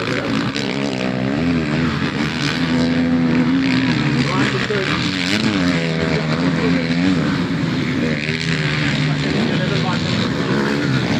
Proctor now moves up. Proctor to third place ahead of Kevin Moran.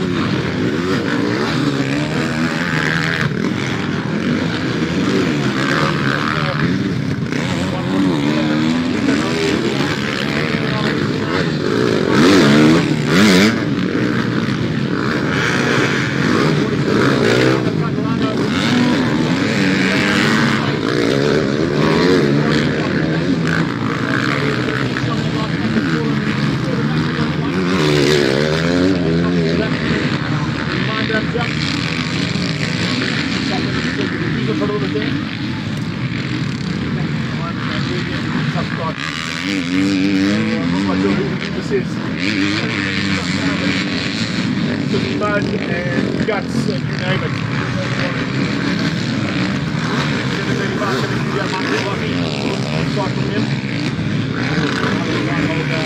Not only a battery pack but also the carbon monitor.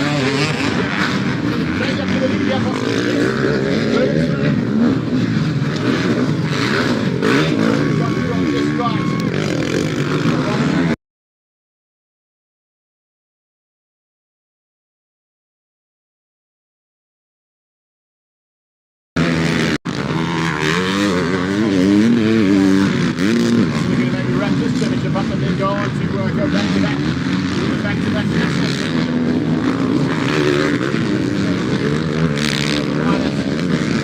racing happening around 10 rounds of the Mayfair Gearbox Inland Championship and 7 rounds of the Dragon Energy InterProvincials. I think there's 7 rounds of Nationals as well, so it's going to be a really busy season of riding if you're on to National Wanza Motocross Championships. Around now, so really close things down here.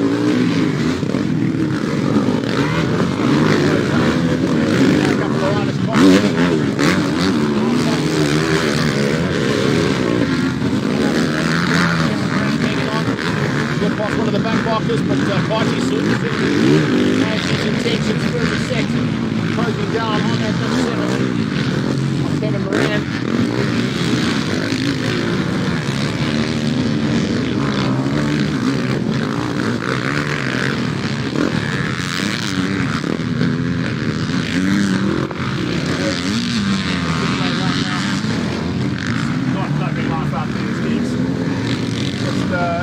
Another world at the moment of these riders. Speaking of another world, how much quicker than the man in this world.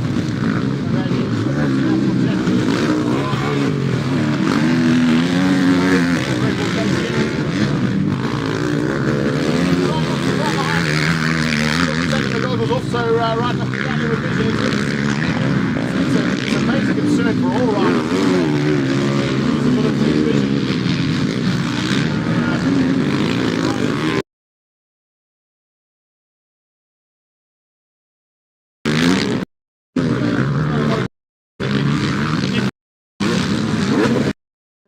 Or possibly 4 goggles or possibly all going to battle today. As clear as possible. No matter what you're wearing.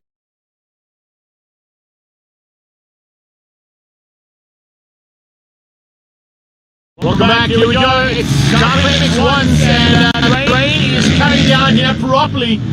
We run to the Gazebo World Gazebo, thank goodness, and bring you all the action here from round 1 of WAMS's Championship for 2021. It's the Mayfair Inland MotoCross Championship. There's the gearbox behind that, and of course a big welcome to Dragon Energy joining us here as well for the Northern InterProvincial Championship, all combined here today at Dirt Broncos. MX1's in the house now for the first time, led out, as you can see, they came through there by the 14 bike. Nice start coming out of number 14 there. That of course is Jesse Wright. Jesse Wright been looking to run that number for a long time again. He's back with his normal race number now and being followed very quickly now by of course Red Bull KTM's hard charger Tristan Vernon. National champion last year and looking for a chance now to maybe run things up here in this regional championship as well as the Inland Championship. Kevin Moran on the second gear store, Kawasaki there in third place. 24 is Mark James, Cardi Markey, looking for a good start to the season as well. And the rest of the pack following through here, second class in the Premier Class. Riders have played pretty much upright except for a couple of guys who've had just small mistakes here. And of course it's going to get even slipperier out there than it has been all day long. So far the racing we've seen have been pretty impressive, and here's a great example of what can go wrong if you do get it wrong out on track. Don't even know what bike that is or who that is, but that's certainly how things can get out of shape here if you are not riding upright like the first two are. Jesse Wright is at the moment in, that's Monster Energy out of Africa, Yamaha, and he's followed by Red Bull KTM, Tristan Vernon, top two at the moment in the 450s, and they've got a massive gap over the second gear store, Kawasaki man, and that of course is Kevin Moran. Brandon was chatting on the start line in the practice this morning saying that he's picked up a new sponsor, which is great because that's awesome to see that the new sponsor getting behind riders like Kevin Moran on that second gear store, Kawasaki. And of course he's now being closed down rapidly there by the looks of things, and I think that even might be Leonard Detroit if I'm not mistaken. Top two though come back down the hill and out of the wind up. Then after this point by this run, real close to that just going high side. They come out of that local burn down towards the second last corner. Burden now just on the tailpiece there of Jesse Wright. Jesse just hanging on for the lead at this point in time. Burden might be just biding his time though, waiting for a little bit later on in the race to maybe have a go there at the youngster. Right for Burden. Chains up for third. Looks like that's the 11 bike coming through there. Yes, it is. Jaden Proctor now moved up. Proctor into third place ahead of Kevin Moran.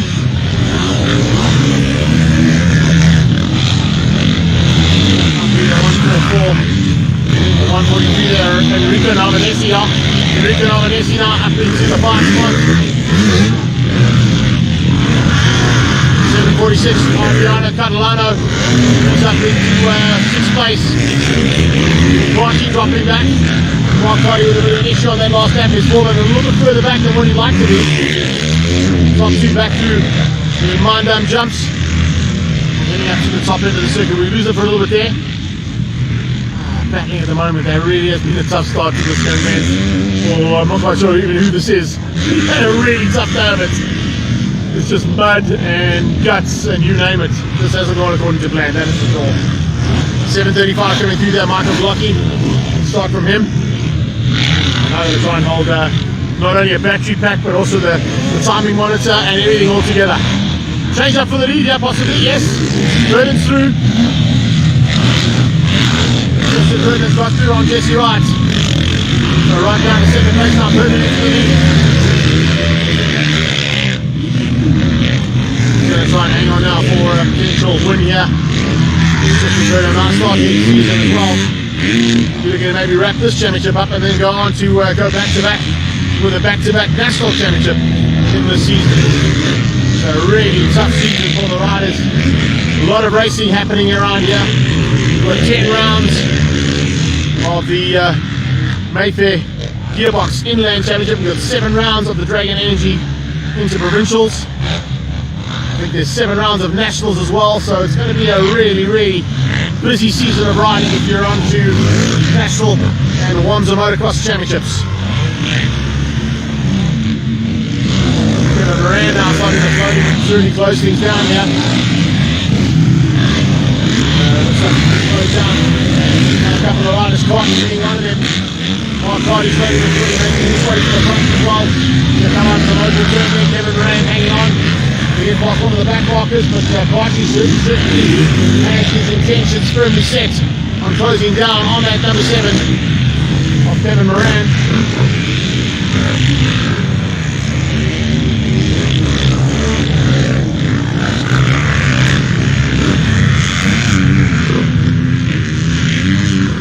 The boy makes his way around now.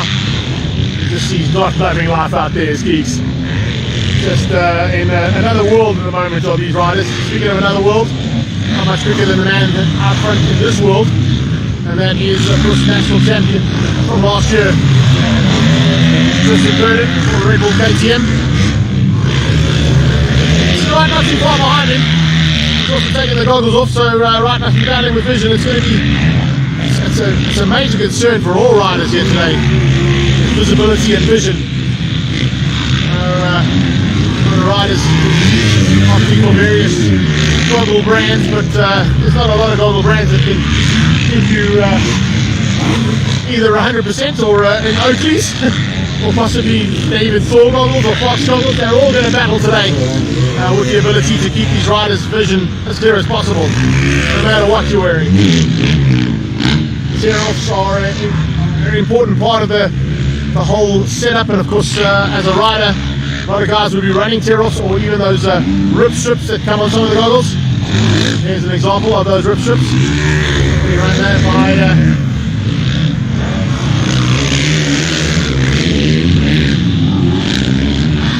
Jaden Proctor.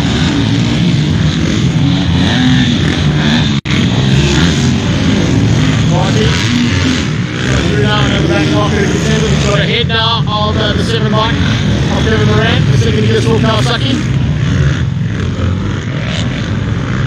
50 bike coming into play as well is Nicholas van der Linden. Van der Linden slowly but surely starting to make his way to the front end too.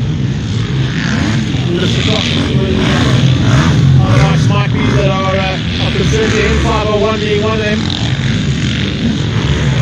Sorry, 601, Mark Lucas. Spot the 5 or the 6 on that bike, you're a lot better than I am. Gets you right back to the other side, wants to be there under the gazebo wall, gazebo.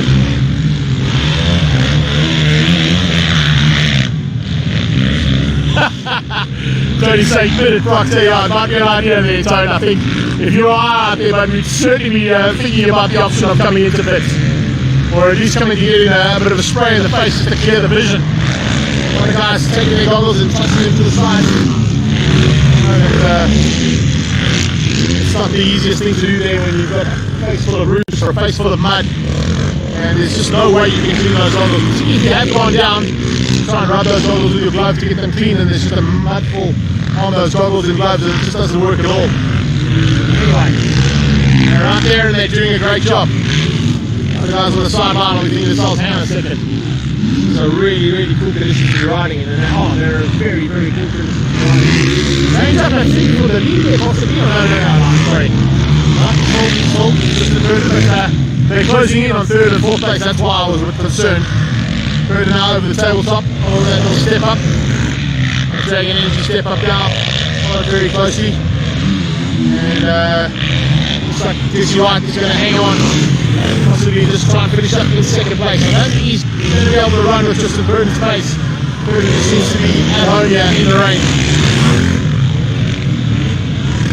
Burden slowly but surely closing in on some back markers, and one of them is the number 7 of Kevin Moran. So Moran in 4th place, about to be caught. 5th place now is the 50 bike. Behind that, more importantly, is the number 1 or 41.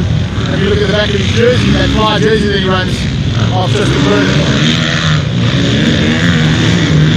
Hey Colette, how you doing? Thanks for joining us here on the footage. Appreciate the support. Now, this is really tricky conditions to be riding in. Many racetrack days are amazing. If you race and you've got a nice support team afterwards that can come and give you a bit of a wash.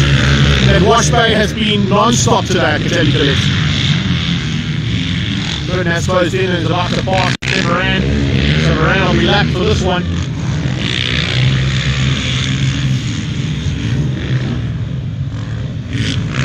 Lynn's in the house as well. Hello, Mr. T, how you doing? TP's going well, don't you worry. He loves these conditions, doesn't he, Lynn? Saw it on a few occasions in the past where rain has come at national championship level. Consistent has become the man to beat. It's just hanging on right now, closing in on the 7:35 there. For Michael Block. Michael Block will about to be passed by the leader. Oh, right off the side there. Right in front of us, unfortunately, for the 50 bike. Nicholas van der Linden just getting it all wrong and just washing the berm out. He ran completely off the side. I just missed it, unfortunately. But looks like he's okay. He's going to pick that bike up again. And hopefully get back up and riding. You can see fatigue there. He's okay. Medical team gives him a checkup. And he's back on track. Good job there. And Lynn getting it out of shape there big time as he washed out the berm. They're doing a magic job. No worries at all for him. And looks like not only going to make it to the last lap, but looks like the battery life on this phone is also going to just make it for one more lap. It's got the 5% warning coming up on the battery here, but with a lap to go we should make it through. So he's going to take the first victory here in NIMXC's, or Wanza's first round of the championship. A lap to go for Tristan Paddock. Just behind, not too far back actually. He's getting a really constant pace there, which is good to see. Jesse Wright in the second place. Third place. If I'm not mistaken, this should be. No, that's not this man. Nicholas van der Linden, he's just crashed out there. Third place, if I'm not mistaken, should fall to Kevin Moran. So that's something they're riding at this stage. But with a lap to go now for the leader, everybody will be hoping that checkered flag comes up. If you've been involved in the wet conditions and the rainy conditions today, you know that it's not an easy ride and it's going to be a tough battle. But TP is keeping it all together at the front end. Back to third place, I think upon. Here he comes. I stayed out of trouble, hasn't he? So, Jaden Proctor with a clean front number board means that he stayed out of the roost out of all those other riders out there, but third place is where he is, and then it'll be Kevin Moran in fourth. So yeah, big pardon me, Jaden. Jaden is up into third, and it's TP coming through now on another back marker. Last back marker you'll have to negotiate before that chicken flag comes up for him for this first race of the season. Jesse Wright, as I said, not too far back. Really promising there for Jesse Wright. But you can see the work in the off season, and of course during lockdown, which has not been easy for these riders. Definitely made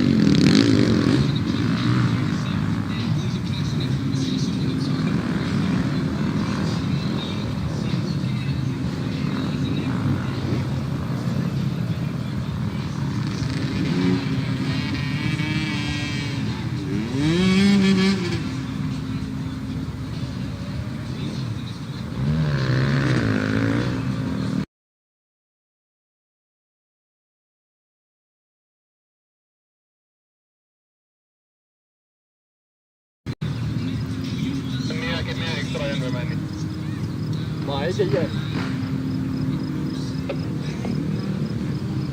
Wat? Glad meer USDC bij mij niet. Nee, maar ik wil al vaak doen, maar ik heb nu aan eerder ben ik gaan kijken. Ja, ek het geen maar my foon het 9%, dan kan ek dit baie sonder op. Fine, George, kom ek dan extra aan. Om die ander groot camera by first te charge.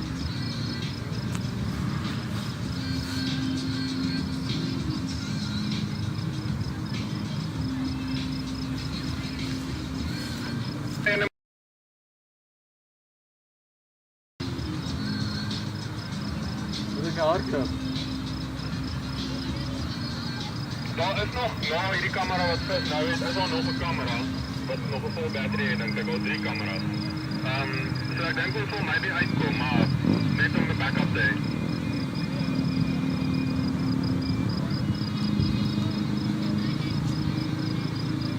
Static toe uitsorg.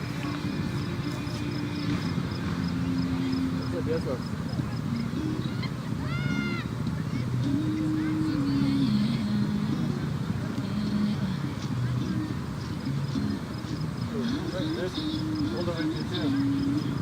Ja, dat is die rol.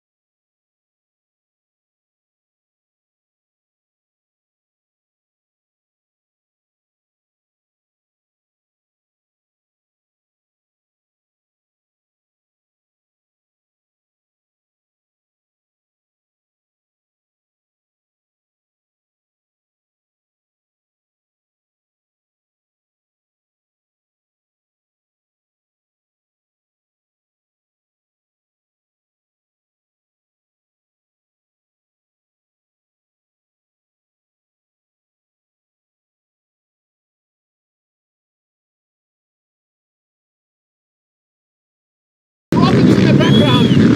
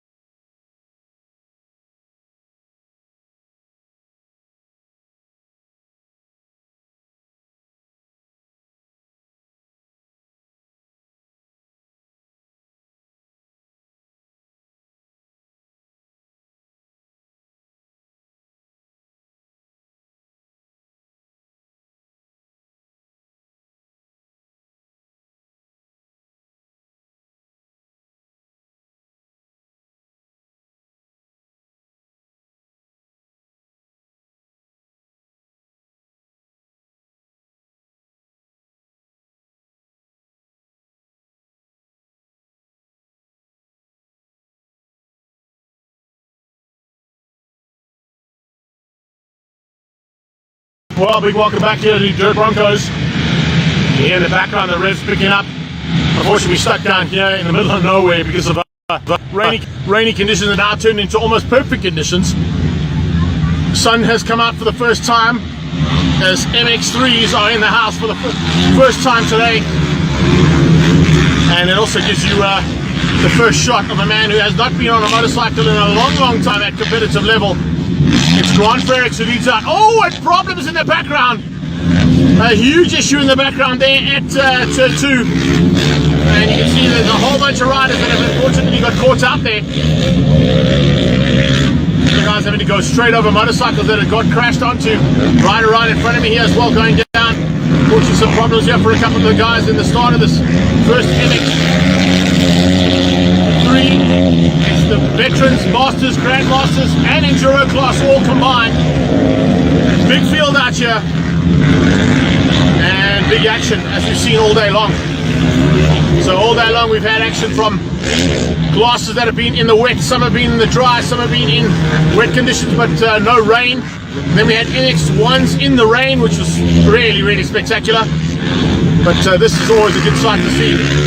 Perfecto Carrier's machine here and Savage Racing, Fast House Man. That's Grant Frericks being closed down by multiple SA champion Ian Topless. So it's a battle between those two that we expect to see at the front end. Then right behind that, Mark Ainsley on the Fuchs-Silkeling KTM.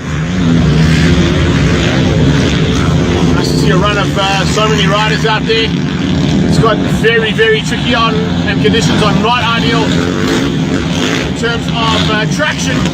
But for racing purposes, you don't get better than this. There's no dust. There's a little bit of mud out there, which is what motocross is all about. And of course these guys and girls now going to be going to fight it out for our NXT title today in round 1 of WAMS's Championship for 2021. It's the Mayfair Gearbox Inland Championship, Dragon Energy Northern InterProvincial Championship, all combined here at Dirt Broncos.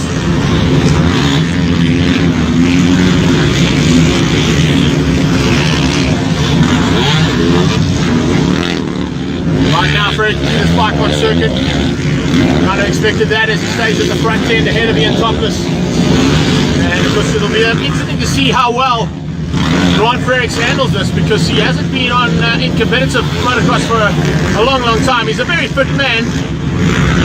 Just started a family, of course, with his beautiful wife Shannon. And has not been involved in competitive motocross, as I said, for a long time. So it'll be interesting to see how they go. Nice to see a couple of Suzukis out there as well, flying the flag high there for the yellow machinery. Riders going down left, right and centre here as well. Kind of expected to see some of these older guys maybe just battling with the conditions. No worries at all for Frericks as he controls things from the front here ahead of Topless.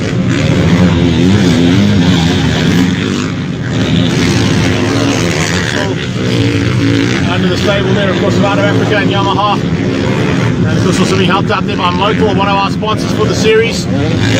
Great to have Moto on board once again with motocross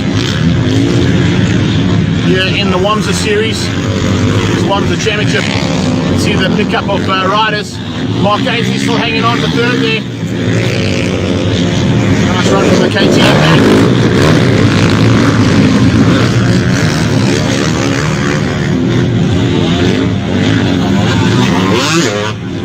I think that might be 56 in fourth place. The amount of mud on these bikes now is really difficult to stop these riders.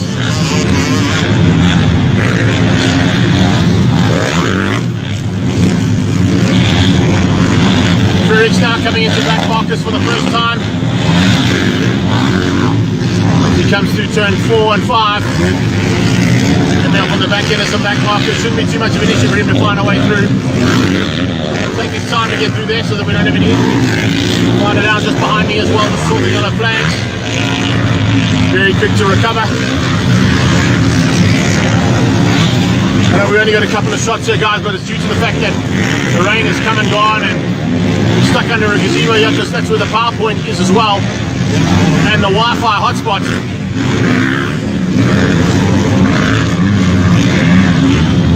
Frericks and Topless leading things out here. race 1 of round 1. Greg's controlling things from the front now as he gets into the back markers. Not going to do anything too stupid. Been in this situation a number of times and knows exactly what to do when he comes up on back markers. The first time we've seen a bit of roost there on Grand Prix, due to the fact, of course, that he's now becoming part and parcel of the back marker brigade.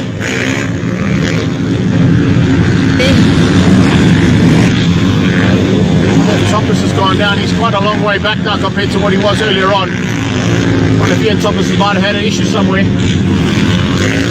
just watching to see him come round. Or are we possibly seeing new second place man in Mark Ainsley? Yes, we are. Mark Ainsley is now up to second. Topless has had a problem. Ian Topless has gone down somewhere, or he's had a problem. There's Ainsley.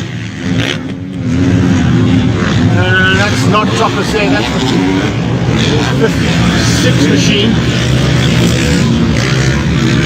And I've got my Calvin Gloucester up to third. Yes, Topless now. So yeah, looking at the way that the mud is on the front end of that bike and all over Ian, looks like he has had a bit of an issue out on track. So Ian Topless has gone down and fallen down to 5th place. Almost a lap down now on Fredericks as well. Fredericks has pulled a massive margin over everybody now by staying upright and out of trouble.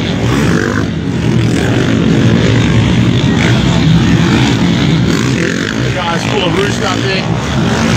Some of them due to off-track excursions and crashes, others just to the fact that they are riding up close and personal with rivals here in this Mayfair Gearbox Inland Championship round 1.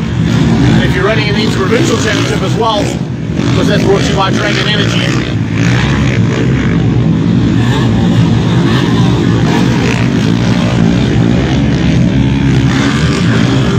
So Ainsley in second place now. Got about 2 or 3, he jumps in back. Calvin Gloucester now. Calvin Gloucester's got through on Ainsley. Ainsley now down to third. Gloucester's moved up on the 5-6. Gets over the tabletop. Oh, that little step up, I should say. Back step up. Now into that second spot ahead of Mark Ainsley. Long way back before we see 4th place in Topless. There he goes. Topless heads to the top of the circuit.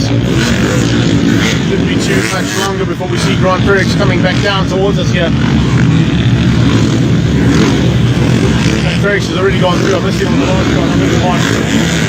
Behind me any second now. Trying to avoid any down riders. Here's your second place man though, Calvin Gloucester. Calvin up into second. Third place is Ainsley.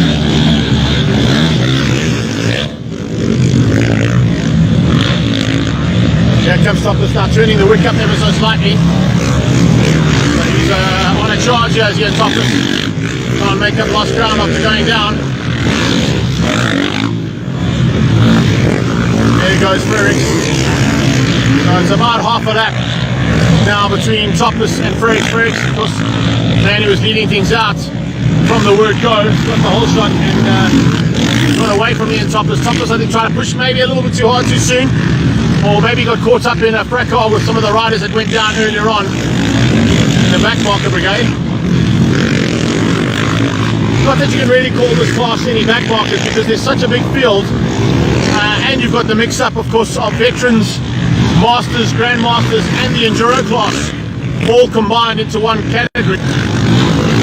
They may be at the back of the field, but they actually might be fighting for their wins or positions in their respective categories.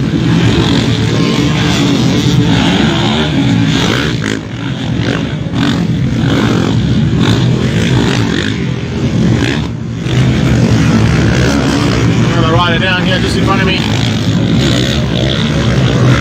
Topless gets through on him, Gloucester's through as well.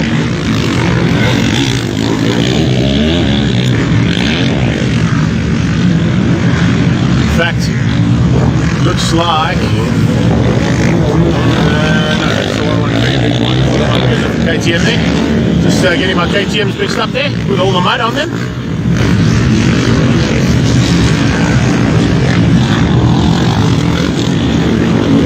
riders going down here, and of course pushing hard now to try and stay in the positions they're in the various championships in this combined category. One thing I am concerned about is we see a little off-track excursion there for the number 84. I'm just looking across at the skies over the famous bind-up here. You see that, it's blackening, and that means potentially we're going to see a bit more rain heading our way. Topless now closing in on the back end of Mark Ainsley. Topless and Ainsley going through here.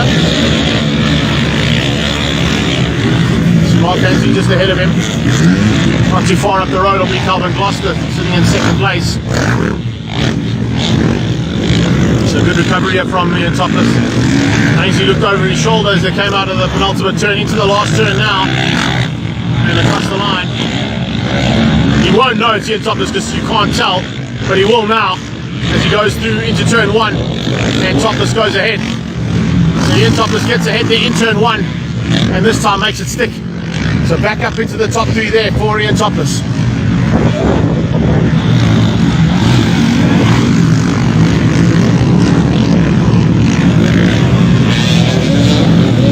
Field of riders out here, that is for sure. Big field now being led up by that man right now. 101 coming up on the back end and some of the back markers again. Right. Get through on them as quickly as he can. Oh, have to take a slightly wide line through there to avoid one of the back markers who just came across on him. It's not really the rider's fault of that, as you can say as well. They try and stick to their lines as much as possible, but every now and again just lose traction either on the front or the back wheel when the bump steps out and you've got no answer. It just goes across, and if you are coming up behind that rider, which is why when you see these the lead riders coming up on back markers, they tend to take it a bit more gingerly and maybe a little bit more suspectly to get through on a rider in front if they know they might not be on the same caliber as the leading riders. Take nothing away from the caliber of any of these riders out there today. They're all doing an amazing job. Well, some of them are. Commentator's curse there, unfortunately, as I called it.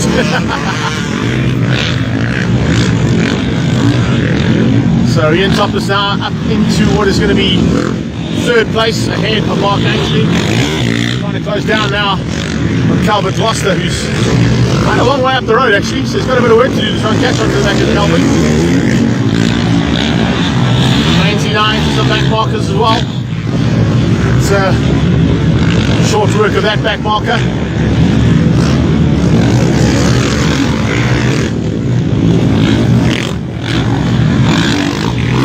These riders I think are just hanging on going, put out that last lap board, please. Please, please, please put out that last lap board.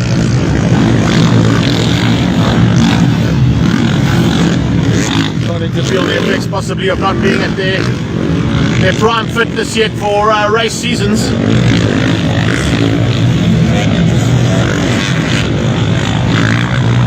A lot of action at the top there, you can see yellow flags waving frantically. A couple of riders have gone down into the top section. Spot the old wind up.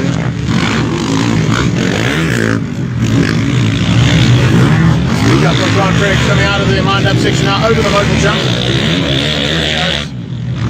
Race leader.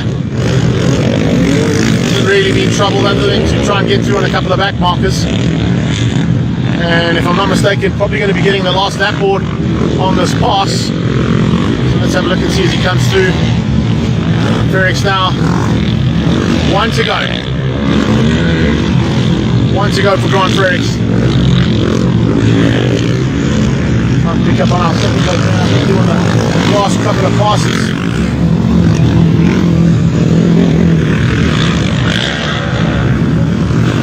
Here he comes.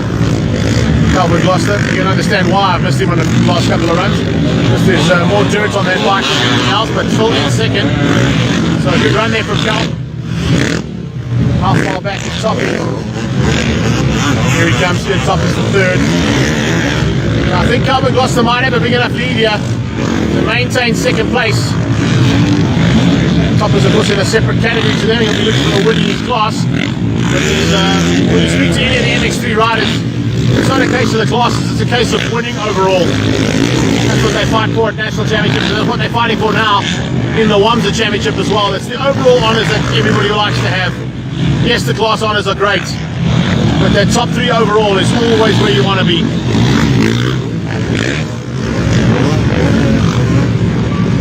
Ainsley's going to have to settle for what is going to be 4th place on track. John Briggs now is into the second half of his last lap. Flag seems to be taken away. Oh, we got a flag just to my left hand side there, rider going down.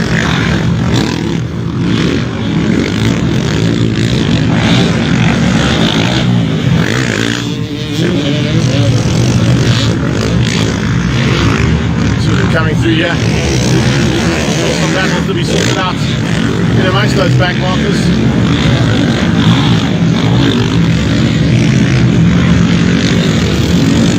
Come out of that motor berm. Looks like you're taking now. Ron Fresh, you think yourself, yeah, it's time. Certainly time now. Before that checkered flag to please come out. He survived, and it has. The flag comes out, Fresh takes the win. She might have gone down on that last lap, I think. Made a mistake on the last lap, hasn't cost him though. Still going to take the victory over Calvin Gloucester and Ian Topless for race 1 honours here. Here comes Gloucester now. Take him to the line and see if Topless is able to catch him. No. Calvin Gloucester is going to hang on for second.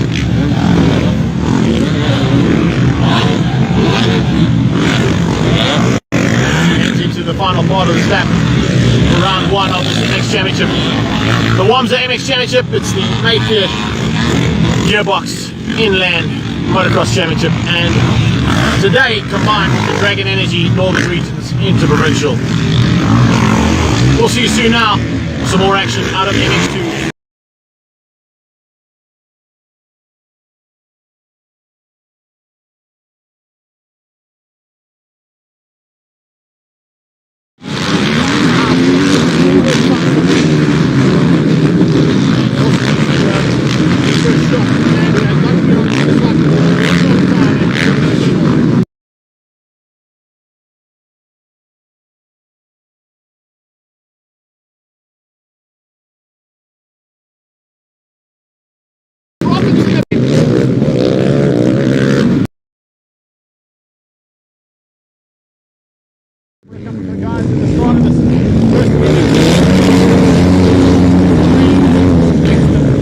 Masters, Grandmasters, and Enduro class all combined. Big field out here. And the action seen all day long. So all day long we've had action from classes that have been in the wet, some have been in the dry, some have been in wet conditions, but no rain. And then we had NX1s in the rain, which was really, really spectacular. But this is always a good sight to see. The Perfecto Carriers machine here and Savage Racing.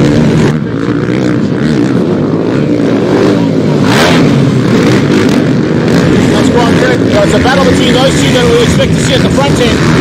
Then right behind that, Mark Ainsley on the fixed circling KTM.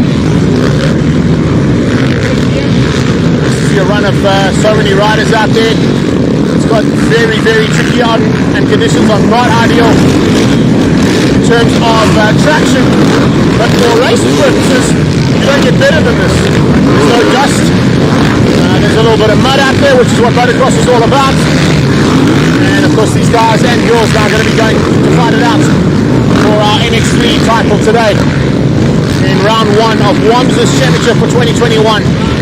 It's the Mayfair Gearbox Inland Championship, Dragon Energy Northern InterProvincial Championship, all combined here at Dirt Broncos.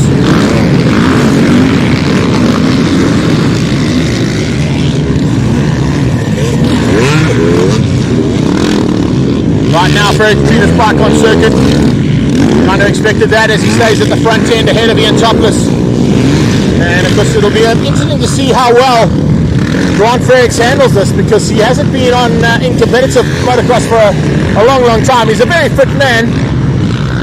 Just started a family, of course, with his beautiful wife Shannon, and has not been involved in competitive motocross, as I said, for a long, long time. So it'll be interesting to see how they go. Nice to see a couple of Suzukis out there as well, flying the flag high there for the yellow machinery.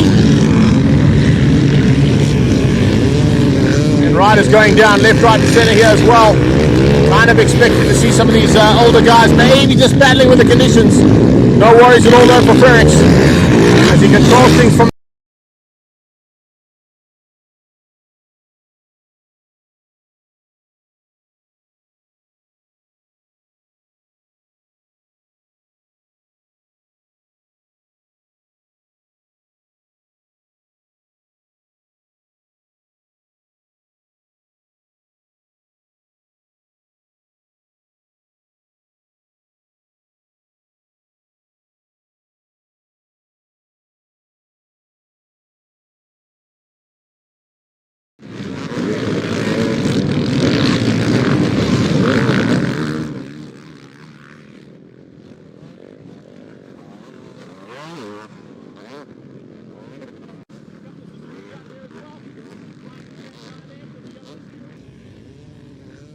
going down left, right and centre here as well.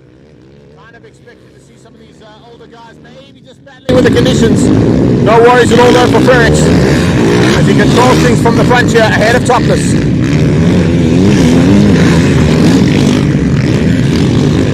Topless still under the stable there, of course, of Out of Africa and Yamaha. And of course also being helped out there by Motor, one of our sponsors for the series. Great to have Motor on board once again with motocross here in the Wamsa series. This Wamsa Championship. You can see the pickup of riders. Mark Ainsley still hanging on for third there. Nice run from the KTM man.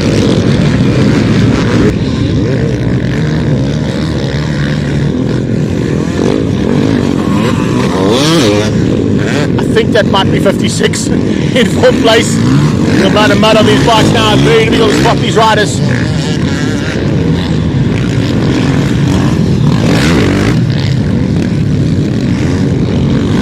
Ferrix now coming into back markers for the first time. As he comes through turns 4 and 5. Coming up on the back end of some back markers, shouldn't be too much.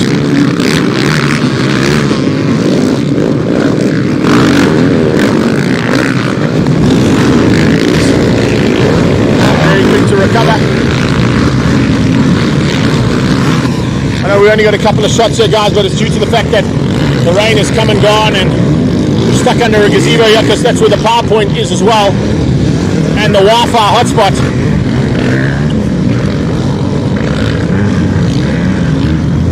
Ferrix and Topless leading things out here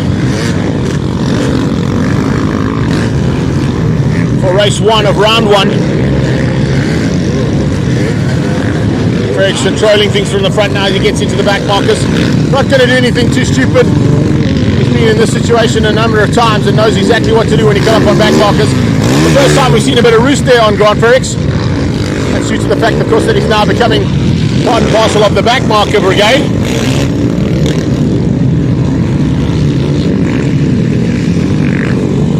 Topless has gone down. He's quite a long way back now compared to what he was earlier on. I wonder if he and Topless might have had an issue somewhere. Just watching to see him come round. Or are we possibly seeing a new second place man in Mark Ainsley? Yes, we are. Mark Ainsley is now up to second. Topless has had a problem. Ian Topless has gone down somewhere, or he's had a problem. There's Ainsley. That's not Topless there, that's the 56 machine. And I've got in my Calvin Gloucester up to third. Yes, Topless now. So yeah, looking at the way that the mud is on the front end of that bike and all over Ian, looks like he has had a bit of an issue out on track. So Ian Topless has gone down and fallen down to 5th place. Almost a lap down now on Ferrix as well. Ferrix has pulled a massive margin over everybody now by staying upright and out of trouble.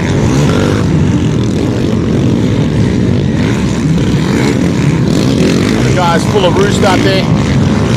Some of them due to off-track excursions and crashes. Others just to the fact that they are riding up close and personal with rivals here in this Mayfair Gearbox Inland Championship round 1. And if you're running in the InterProvincial Championship as well, because that's brought to you by Dragon Energy.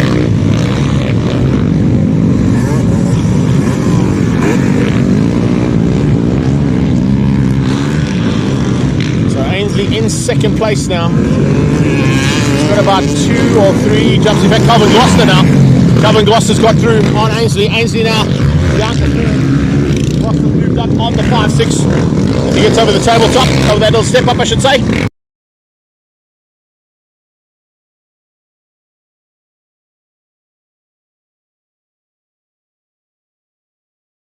Up now into that second spot ahead of Mark Ainsley. And as Toppers heads to the top of the circuit, shouldn't be too much longer before we see Grant Perix coming back down towards us here. Perix has already gone through. I missed him on the last spot. I beg your pardon. He'll be just behind me any second now, trying to avoid any downed riders. Here's your second place man though, Calvin Gloucester. So Calvin up into second. Third place is Ainsley.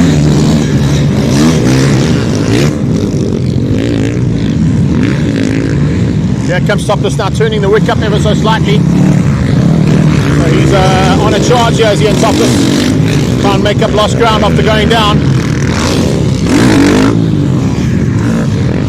There goes Frericks. So it's about half a lap now between Topless and Frericks. Frericks, of course, man, he was leading things out from the word go. Got the whole shot and got away from me and Topless. Topless, I think, tried to push maybe a little bit too hard too soon. Or maybe got caught up in a fracas with some of the riders that went down earlier on in the back marker brigade. Not that you can really call this class any back markers because there's such a big field, and you've got the mix-up, of course, of veterans, masters, grandmasters, and the enduro class all combined into one category. So they may be at the back of the field, but they actually might be fighting for their wins or positions in their respective categories.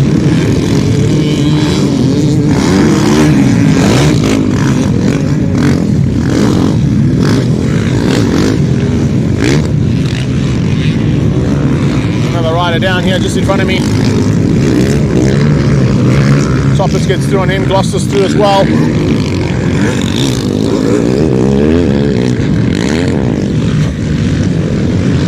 In fact, looks like no, that's the one very big part. I thought it might be a different KTM there. Just getting my KTMs mixed up there with all the mud on them.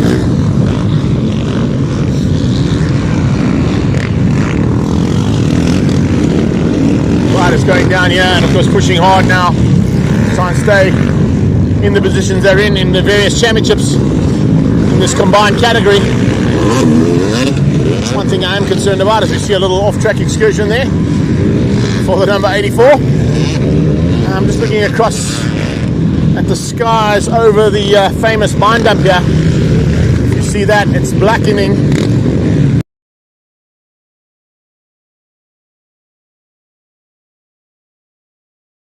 See a bit more rain heading our way.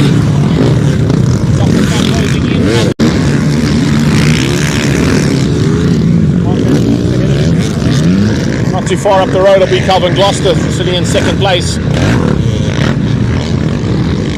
So good recovery here from me and Topless. Ainsley looked over his shoulder as they came out of the penultimate turn into the last turn now and across the line. He won't know it's Ian Topless because you can't tell, but he will now as he goes through into turn 1 and Topless goes ahead. Topless gets ahead there in turn 1 and this time makes it stick. So back up into the top 3 there for Ian Topless.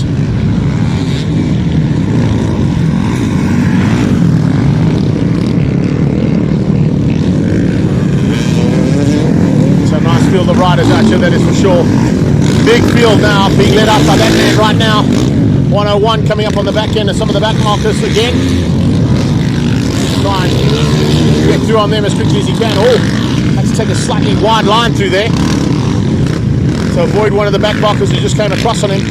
It's not really the rider's fault on that, as you can say as well. They try and stick to their lines as much as possible, but every now and again just lose traction either on the front or the back wheel and the bike steps out and you've got no answer. It just goes across. And if you are coming up behind that rider, which is why when you see these the lead riders coming up on back markers, they tend to take it a bit more gingerly and maybe a little bit more suspectly to get through on a rider in front if they know they might not be on the same caliber as the leading riders. Take nothing away from the caliber of any of these riders out there today. They're all doing an amazing job. Well, some of them are. Commentators cursed there, unfortunately, as I called it.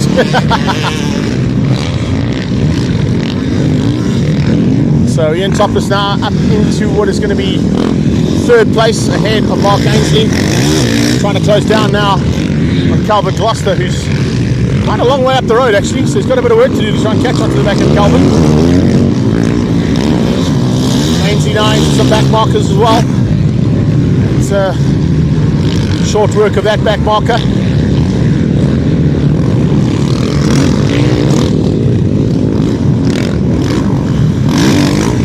Some of these riders I think are just hanging on going, put out that last lap board, please. Please, please, please put out that last lap board.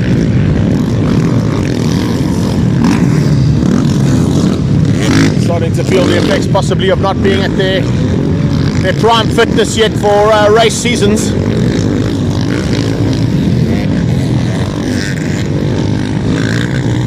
A lot of action at the top there, you can see.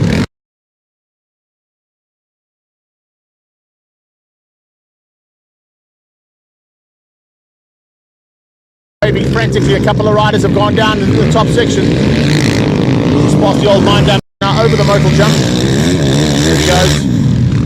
Race leader. Hasn't really been troubled other than to try and get through on a couple of back markers. And if I'm not mistaken, probably going to be getting the last lap board on this pass. So let's have a look and see as he comes through. Frericks now. One to go. One to go for Grant Frericks. Trying to pick up on our second place man. I missed him on the last couple of passes.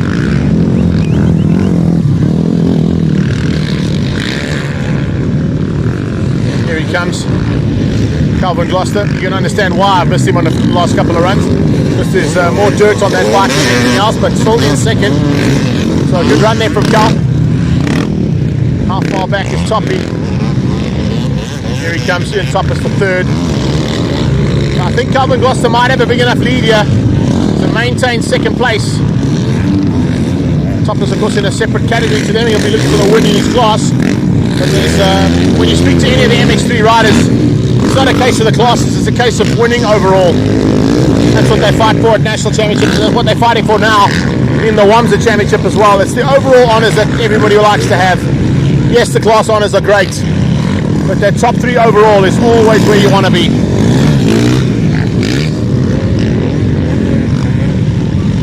Ainsley's going to have to settle for what is going to be fourth place on track.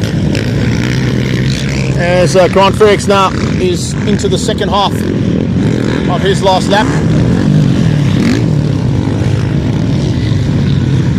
Flags seem to have been taken away. Oh, we got a flag just to my left hand side there, rider going down.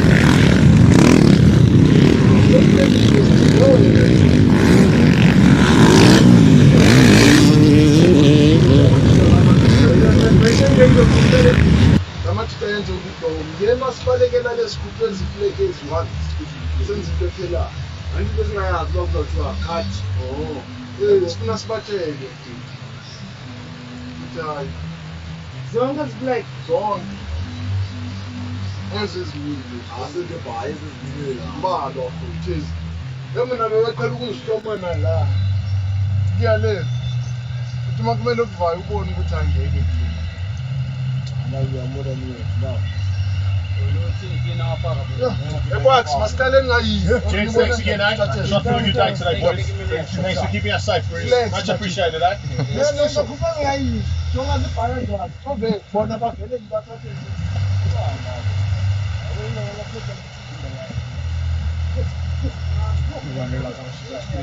Yeah. You need help sitting this thing down. You need help. Oh, no. This thing. I'll come and get it. Okay. I'll get it later. The championship, I'll come and get it. I'm recording for me. Yeah, it's not my one. I wish it was. Yeah. especially times today, like today.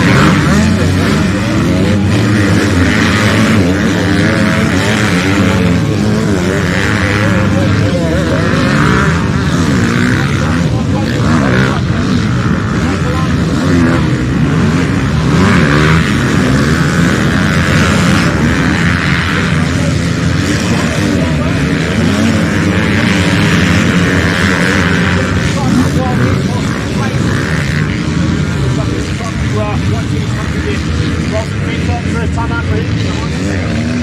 Yamaha.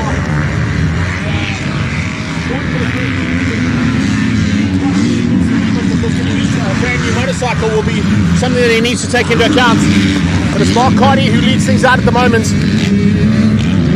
As they come through now, you can see Carty just ahead there of Moloney. Problems as well from one of the riders going down to that top turn.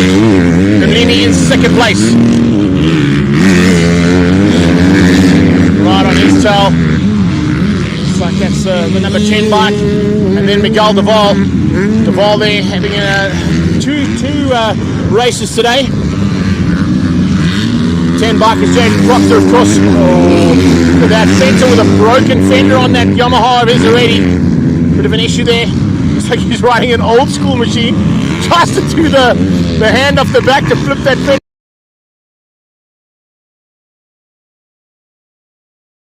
down though. And that back fender on Dalton Fenter's bike is now flipping and probably hitting. Carty though leads it out. Here he comes. And Mark Carty at this point in time, the man to beat. Being closed down here rapidly by two riders, and Moloney's one of them. And it's a good run there from Proctor. I've got to tell you, David Proctor slowly but surely becoming a big threat here in this first heat as he stays up there with the second place Moloney. Here's Fenter. Christian Soliers there on the 39 bike, also slowly but surely closing onto the back end there of a fellow Yamaha mounted rider.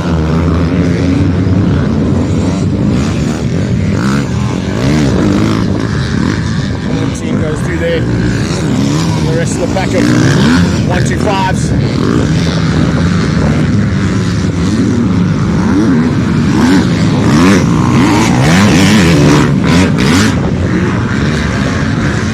Trey Moser on the number 1 bike there, having a little bit of an issue. Not quite on the same kind of pace we saw last year from Trey. Maybe you'll find something special here in the second part. A couple of national riders stepping up into this championship this year. Particularly this man. Remember the National Championships, Moloney will be riding on a 125, riding the 250 class here just to get used to the bike. May see him do a little late season if he's able to sort things out in the National Championships. He might get onto that 250 later on in the season for the Nationals.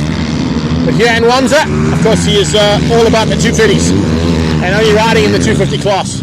Currently on his brother's old bike, but I know that his dad, Yuri, was saying that get big support from KTM, even though it's not the National Championship Series that they're running in, but they do get an opportunity to run the 250 class here, which is also to see.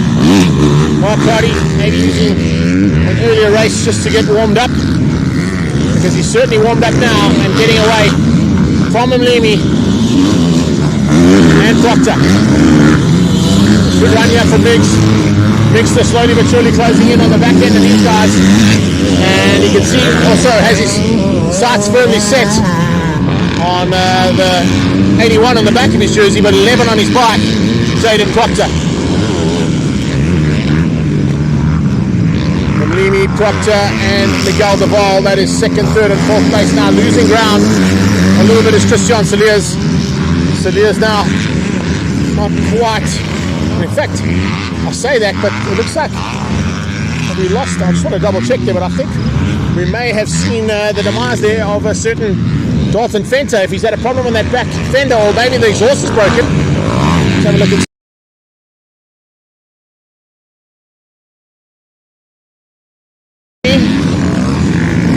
Proctor, Miguel Duval.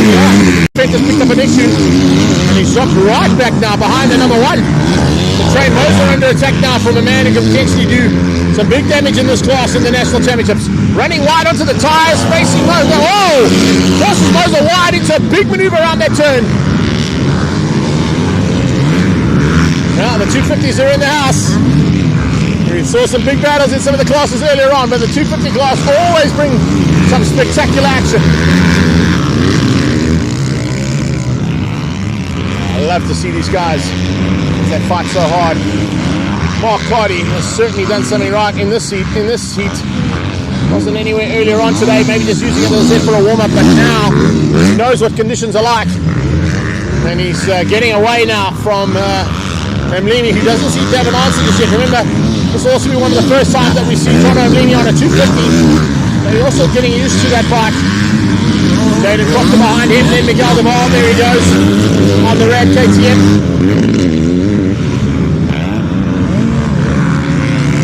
Pulling away ever so slightly now. The rest of the field just circulating. Christian Soliers hangs on for a potential top 5.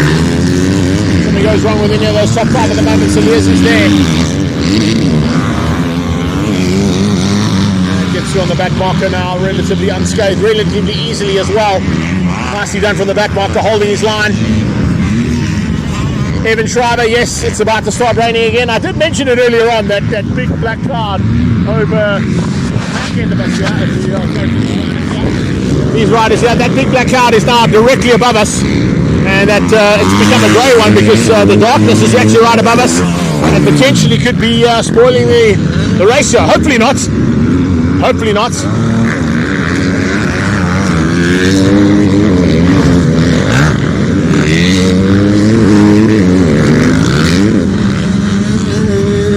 At this point in time, no one seems to have an answer there to Mark Carty. Mark Carty is doing an incredible job out front and hanging on for what could potentially be his first victory of 2021 and the first win, if I'm not mistaken, here in this WAMSA Championship. He may have had some last year. I didn't cover them the season last year, but from 2021's point of view, not a bad way to start the season. Keeping it all together there and out front. Now the way that we've seen the charge come from behind here and being led up now by Jaden Proctor, he's got ahead of him leading.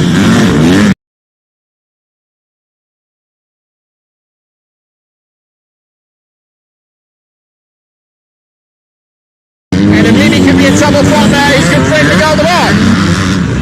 Proctor could potentially lose third place here to Miguel Deval as they go up into that turn. Coming up on one of the back markers, you can see nice support there on the sideline. I think that's Lucas Venter and Deegan Bloomfield. And a big shout out to Deegan Bloomfield and Ridgeway Race Park for hooking me up with some lunch for today. It's kind of like getting the fastest Mr. Delivery in the country. When I say Mr. D, I mean Mr. Deegan. He brought me the lunch from Ridgeway Race Park. So thanks, Deegs, I appreciate that, brother. Carty hanging on. Oh, a little bit off the pegs there for Jaden Proctor as he's pushing hard. I'm going to watch him come through here. He was a little raggedy going into that last one. Yeah, there's a problem here. Trying to find the lines is Jaden Proctor. Getting caught out as the rain starts to come down. And it's coming down big time. No, we're not messing around this time. Now we're on real rain. Evs, thanks for that, mate. So Evan Schreiber, our local weatherman, bringing us the rain coming. And guess what? It's not coming, it's here. So the rain is not coming, it's now officially here. And that is going to make things real interesting now. Yo, and this is real rain. This is about the hardest we've had it all day. No doubt about that. We're going to have a little bit of action here. There's no doubt as we're getting to the closing stages of this 125. There goes your leader. So Carty coming up on the back end of a back marker. 441 going through there is Brad Kavanagh. And Brad Kavanagh now being caught and passed by the man who's got one lap to go. So he's got to ride this last lap out to see whether or not he's going to be able to take the victory as Mark Carty. With the conditions changing as we speak, Carty gets the one lap board. So one to go. Mixter is in second. Moloney into third. No, in fact, Mixter the third place, I beg your pardon. I forgot about Jaden Proctor. Jaden Proctor is second. Miguel Deval is third. And it is John Moloney who's moved to fourth place. Behind me goes Christian Soliers, still in the 5 spot. Might get a shot of him coming over this turn now. Here he comes. No, in fact, he's got a head there off Trey Moser on the number 1 bike. Oh, Mixter's gone down. Miguel Deval has gone down at the start-finish line. Can he get that bike started before he gets caught and passed? That's terrible there from Miguel Deval. Deval crashing out on the start-finish line with a lap to go. Dalton Venter hanging on, trying to get through and finish this one up. Not an easy day in the saddle here at all. And treacherous conditions now. Look at this. Yummy.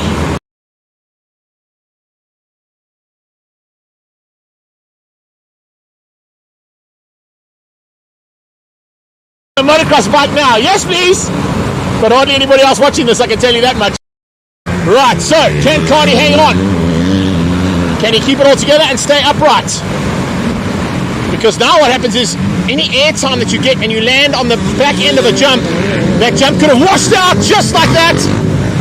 Oh man, as I was about to come across to Mark Cardi right in front of him, right and crashing out. Cardi's hung on. And a little bit of clean number board now for the number 10. First time we're seeing that from the number 10 there. Proctor being told to chill, get it through, get it done. Checkered flag on standby. And it is going to be the first win of 2021 for Mark Cardi. Yeah, Sarah Martin, Marky Mark takes it. Thanks for joining us here and wish your incredible son Slater happy birthday from all of us here at Dirt Bronco. I know he couldn't make it out because he's on international duties. Jaden Proctor comes through for second place. Possibly going to be in Lini for third, yeah. He's still here in third place, but Miguel Navarro's closing on him. It's on right now. With treacherous pouring rain. John O'Leary and Miguel Navarro going for the final position on the podium. Who's going to have what it takes here? I'm not going to be able to tell you exactly who that is. We'll have to wait till they come across the line. It is going to be Mlimi to hang on for the 3 spots. So Mlimi gets third. And Miguel Navarro comes through for fourth. What a race! And how's this for changeable conditions? We'll see you soon. Well, as soon as the rain stops in a few minutes' time.